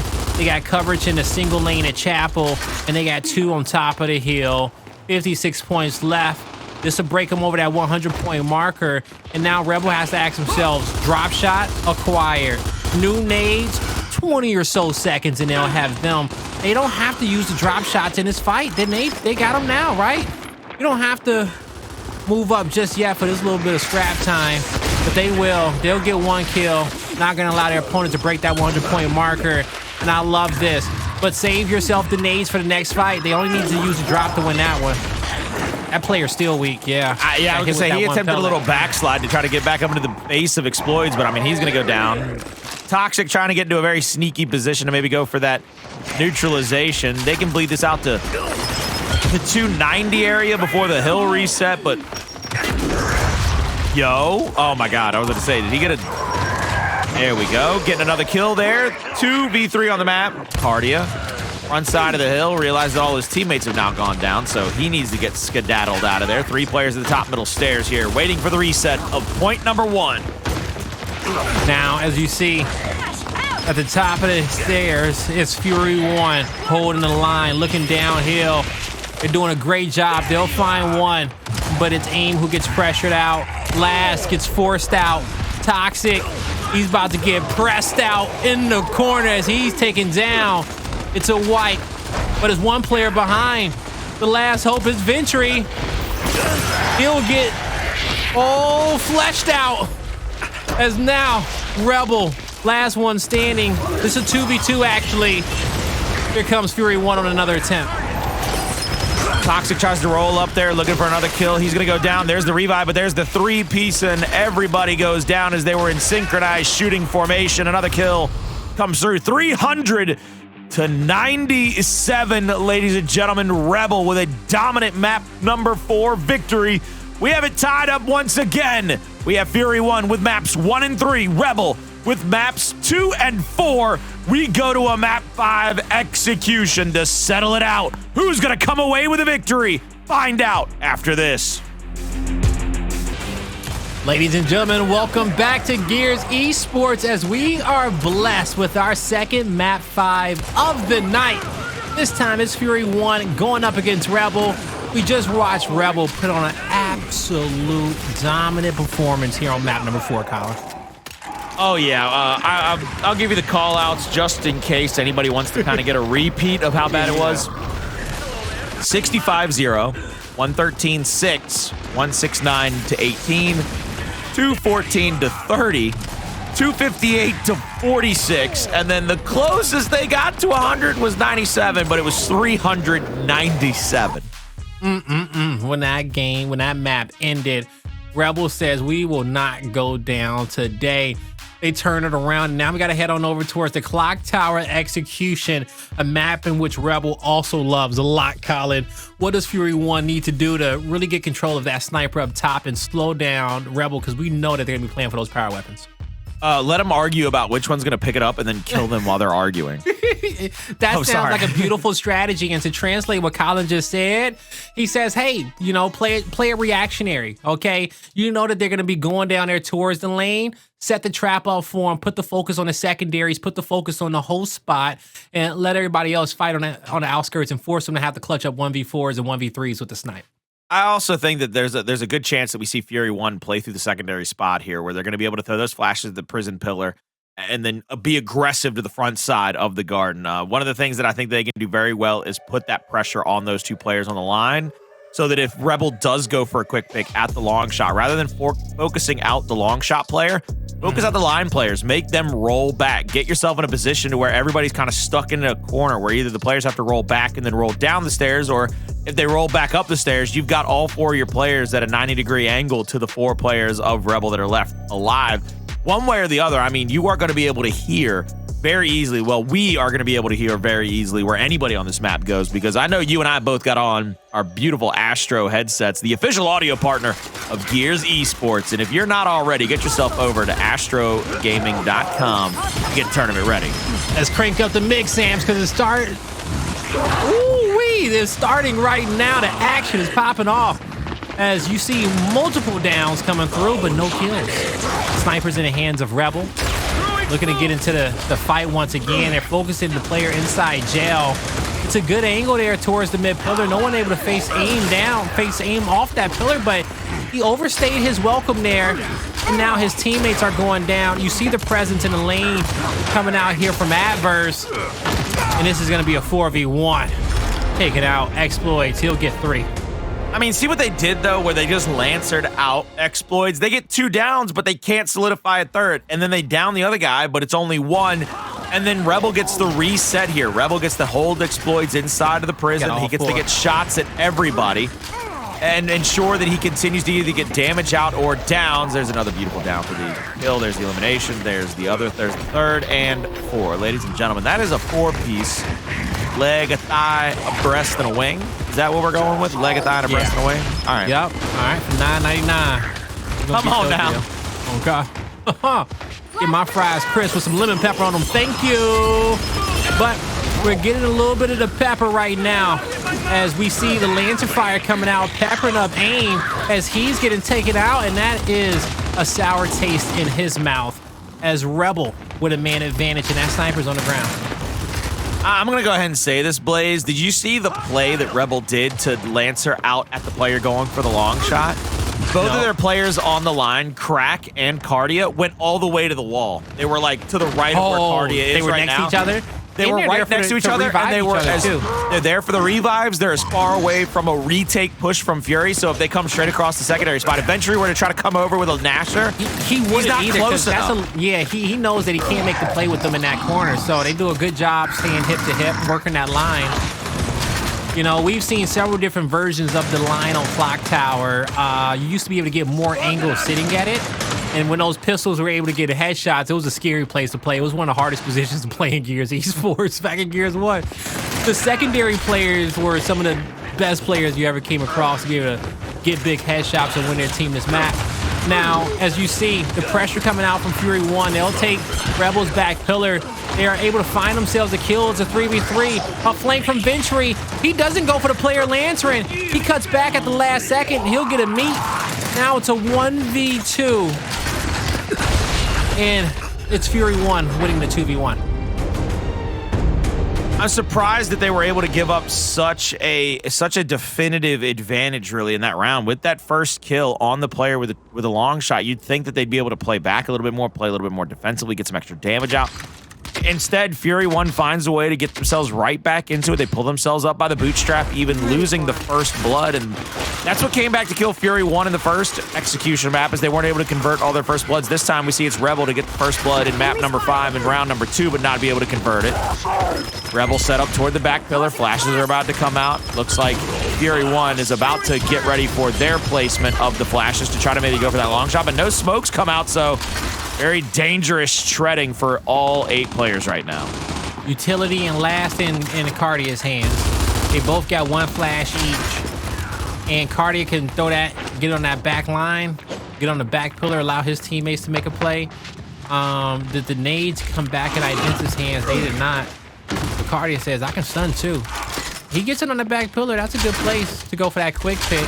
Crack is going to have to worry about the revive as well as the secondary, but secondary moved up to jail. Fury 1 felt a little bit uncomfortable. They felt something was going to go down the way that Rebel was shifting the map. And so they'll move themselves back. But that's what kind of Rebel wanted. You move yourself even further off the line. That allows these players to get the revives and come out with a little bit of ease.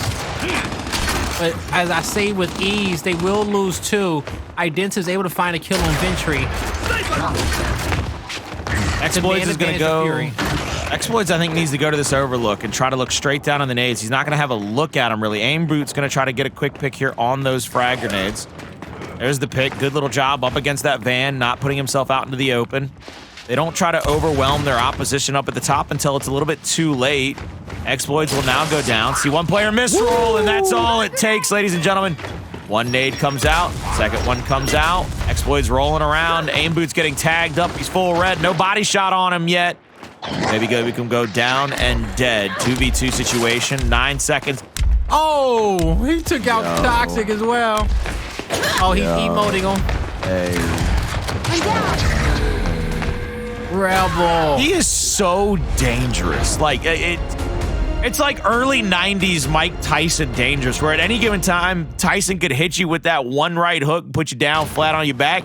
We don't even get to see it from off screen, but Xploidz, there's a misroll, and then a few moments later, he's got to be playing with him. Because Xploidz sees that extra player just kind of off to the right-hand side, off to the 90-degree angle. Says, hey, man, you still got a head? Hold on, let me fix that for you.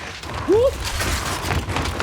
Rebel, they dart into the lead with a 1 round. But can they get themselves that 2-round cushion? We see early smokes, and based off the deepness of that smoke, that's definitely a Rebel smoke. No one was able to see what was coming through it. Some last-second flashes. Toxiq holds his ground. He's about to go down. He can't do much. Got to be careful picking through that cover.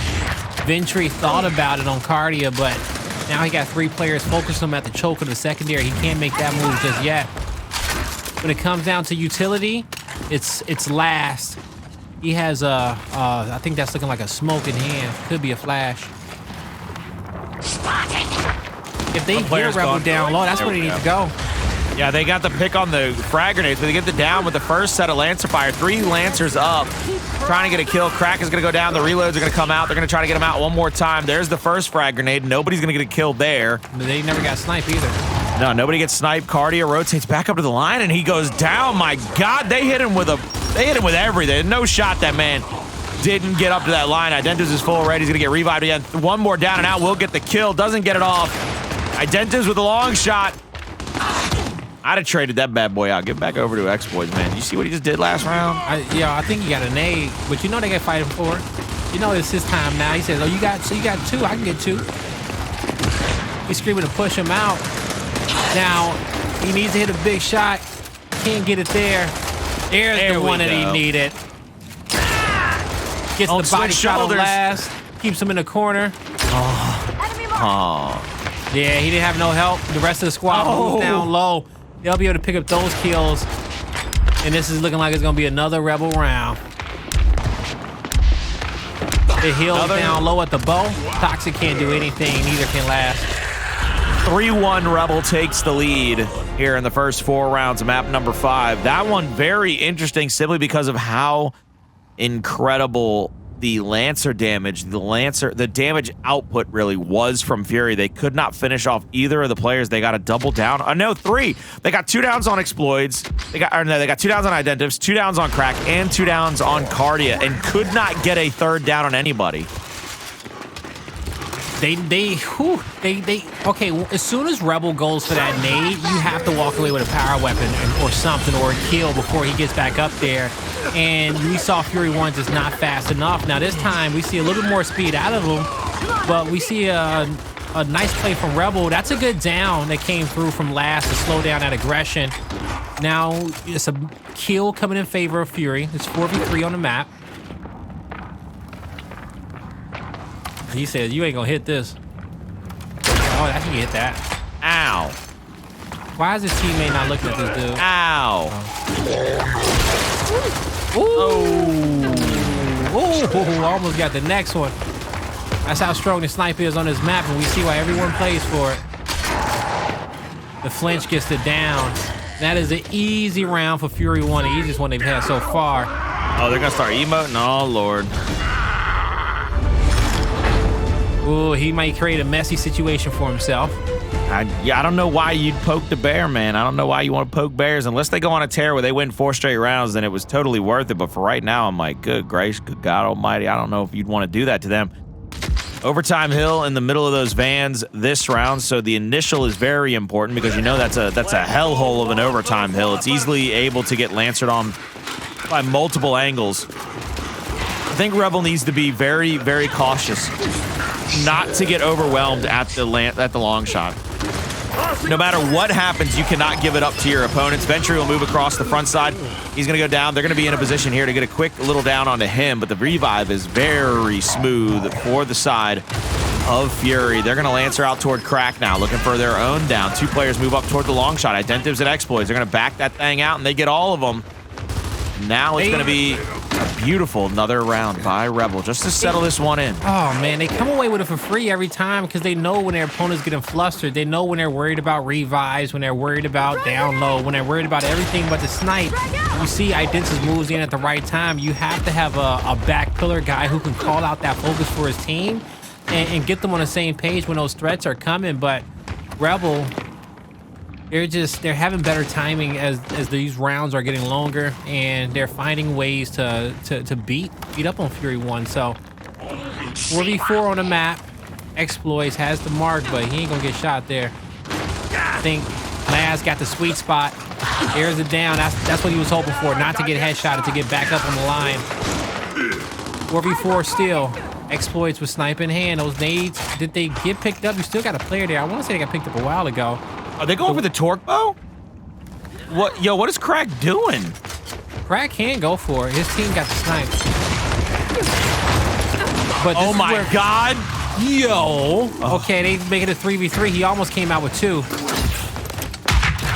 No splash damage. Doesn't find anybody. Xploidz looking back to the top side of the stairwell. Won't be able to find another one. 9 seconds to go for that overtime hill.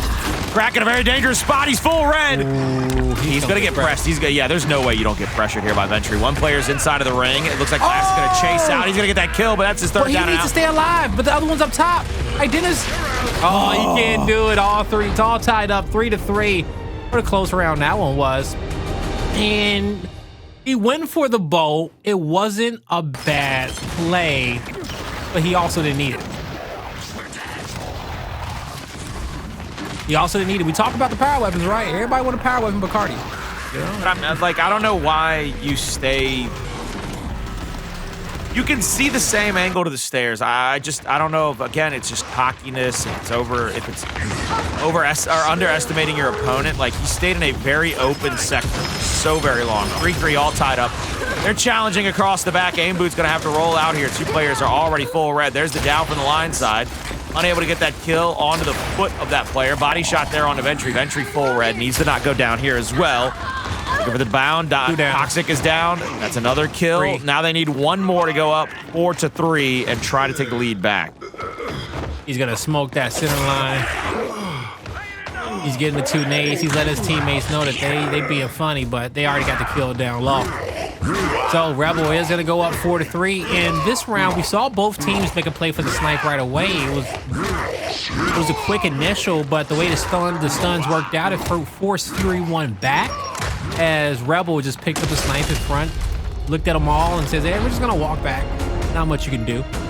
You know, hell, do your best to avoid Xploidz and his laser beam now.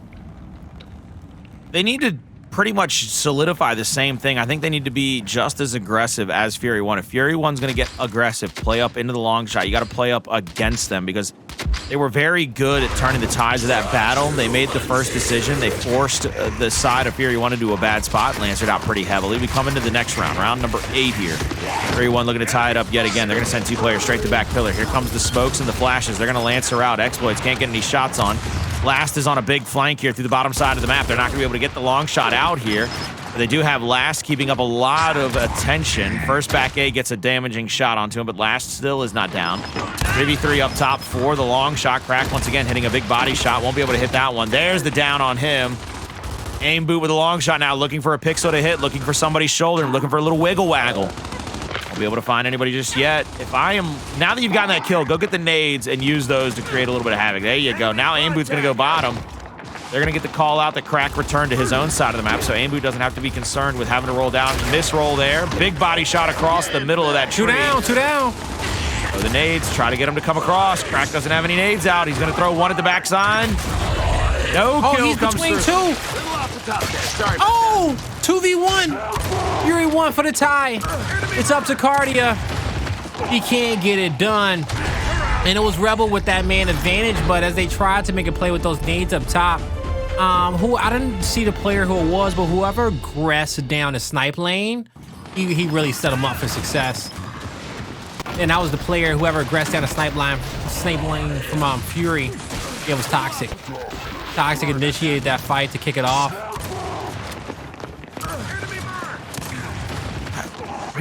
Oh, never mind. I was looking for a positioning where the replay wasn't necessarily far back enough in the round for me to find something. Coming into the next round. No.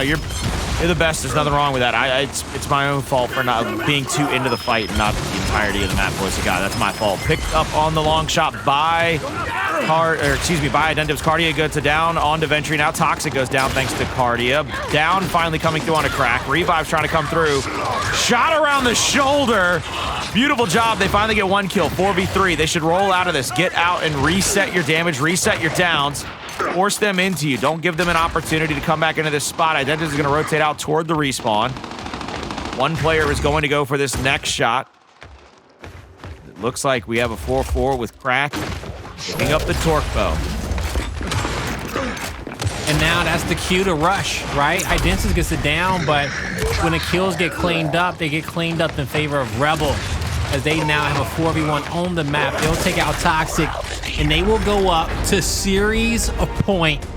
It's looking like we're going to have another 6-4 map 5, but let's not get too ahead of ourselves. This one, man, both have went the distance. Both of our map 5s were tied up 4-4 at a certain point. I would love for this one to go up 5-5 for the culture.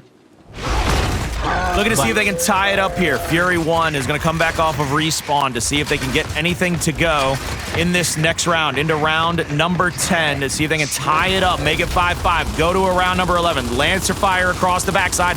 Toxiq goes down. Here comes the flashbangs to try to answer back, but it looks like Rebel will get the long shot out again. Yes, they will, as now you're going to start to see Rebel back down a bit. There's a...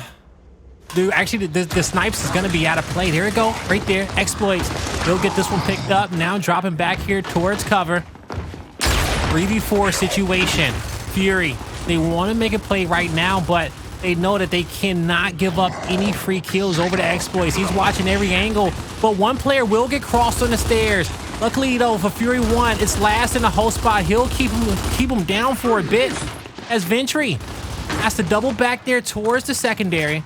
It's going to be Fury. They were aggressive to try to find anything. It didn't work out for them, but now the nades are down low. Rebel says, hey, it's a 3v3. Make a play. Press forward. They'll connect with the snipe on Ventry. Xploidz backs down, reset. It's a player out wide. Kardia gives the call out to his teammate. But Kardia's getting jumped. It turns into a 3v2. Xploidz, can you do it again and make it a 2v2? Doesn't have that shot there. He's going to watch that player rotate to the bottom side of the map. Now going back to the ledge. Going back here, sees the misroll. One player inside of the jail. Two players inside of the fragmentation grenades. Aimboot up top will challenge out the 1v1 there. Crack is going to Lancer out pretty heavily. There's a couple of downs possibly coming through. Crack is going to move up, maybe challenge this out. Here comes Identivez. Xploidz. He's going to get caught. The other one does as well. You wanted a round number 11. You got one, boys. Round 11. I keep saying round 9, but round 11, bro. We're there. Okay? We are there. Now look how they clutch up. Because 3v3, and then Kardia challenged here in the corner. He's taken out, but 3v2 on the map, and it's Fury. They say we'll get these kills. We're going to that round 11.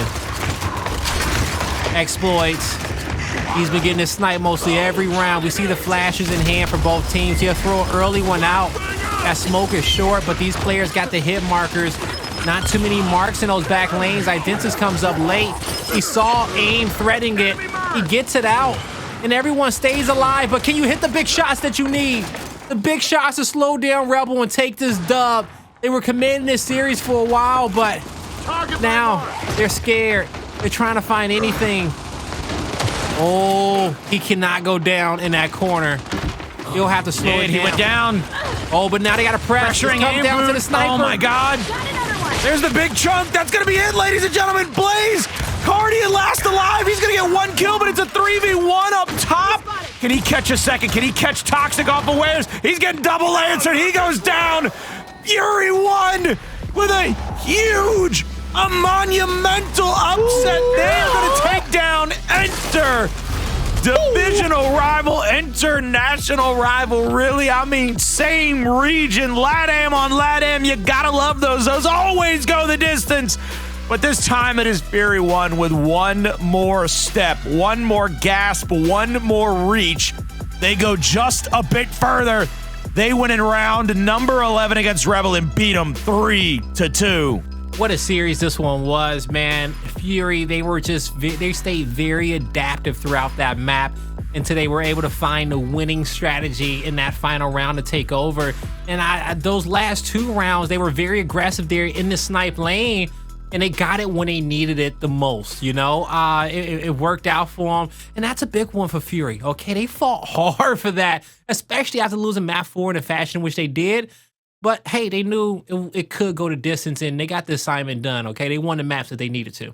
Yeah, and very impressive win by Fury 1, really. I mean, again, they go up against Rebel, who has had their number a lot of times in the history, and they come away with 1, 3, and 5. Yeah, you lose 2 and 4, but if you can win the control, they really split this down the middle. That gives me cause to pause going forward if this matchup happens again in the major, because what we just saw is it's not like Fury 1 said we're going to win both controls and an escalation. No, each team won a control, each team won an execution, but Fury 1 came away with the escalation. So now Fury 1 looks at this and says, hey, if we ban Speyer, there's a chance we win this in before 5 maps. Man, and that is so good for them. And you know, you also see some teams that go for the round-based modes, right? Well, they'll take the executions and escalations, but it wasn't like that. Okay, Fury 1, they competed across the board in every field, and they did it very, very well. That first map on Ritual was a comeback for them, if I'm not mistaken. In a later portion of it, it was a comeback. It was absolute dominance in the map 3. And this one was as close as they get, okay? They had to surgically take down Rebel on one of their best maps. I am really impressed with the way that Fury 1 continued to fight back. I mean, again, at any time they could have gone down like dogs in map number 5 after the beatdown they took on Speyer, but instead they fight back tooth and nail all the way to the nitty-gritty. Rebel gets a couple of rounds in a row, making it harder for them to try to come back. They have to come back again, really. They've got to win 2 straight rounds to win the map. They got to win a round to send us to the round 11 to begin with, Blaze. And then they got to win the round 11 to win the entire kit and caboodle, the whole damn matchup. And they do it. They come out on top. The grit of this team from seeing this team. Too far up. That last round, Kardia, when he gets caught out on that back pillar, his team got sniped. Can't die there. From playing in challengers to now being where they are, this Fury team really does showcase what, to me, Gears Esports really represents for a lot of players in the world, which is, I mean, these guys have grinded for what should feel like an eternity to them. But then they make it into Pro League, and they got pushed around a lot last season, sure. But now they're going up against the likes of Rebel. They're going 5 maps against a bunch of different teams, a bunch of good teams. And they're winning. They're finally starting to win these series. These are the progressive things that we've seen from teams in history that have become those teams we talk about week in and week out about being favorites. That's what's so impressive to me, Blaze. Yeah, nah, it's a Cinderella story, right? It shows that, you know, find yourself a good group of guys and put in some hard work. And we've watched Fury 1 work over these last few splits, and, you know, we see them getting better. And I'm liking this team. This is a selfless team. You don't have a lot of superstars here. They just want to be. They just want to win. They just want to be winners, and they don't care who is taking shine. They don't care who needs to get it done that day, as long as they can figure out a way on the day to get it done. They are very much going to continue to play together, and they're going to try to challenge every team on the planet. I think Rebel, this kind of sends them back to the drawing board. What are things that you didn't do well? What are things that you could very much improve on going forward? Because right now, you take that loss to Fury 1, and granted, you looked good last week, but now you come out and you have a really big stumble here in 5 maps. These are not the matchups that we expect them to lose, especially in 5 maps. If it goes 5, they should be able to find a way to close it out. But I'm pretty sure nobody saw this really going 5 maps. I think Fury 1 has a history of probably, they might take a map here, might take a map there, but they never really get to the 2 maps. They never really get to send you to the brink. So I'm proud of Fury 1. I'm happy for them.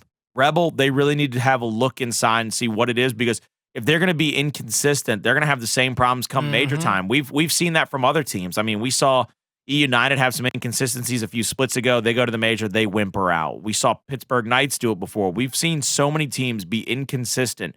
Whereas with if you're inconsistent in Pro League, it's going to bleed over. So that's all I'm saying. That's the end of my... That's what we've been... Hey, if you're going to be inconsistent here, it will bleed over to the major. Don't think that you can play around now and just turn up on game day and just hit Ultra Instinct without the practice, okay? You got to put the reps in.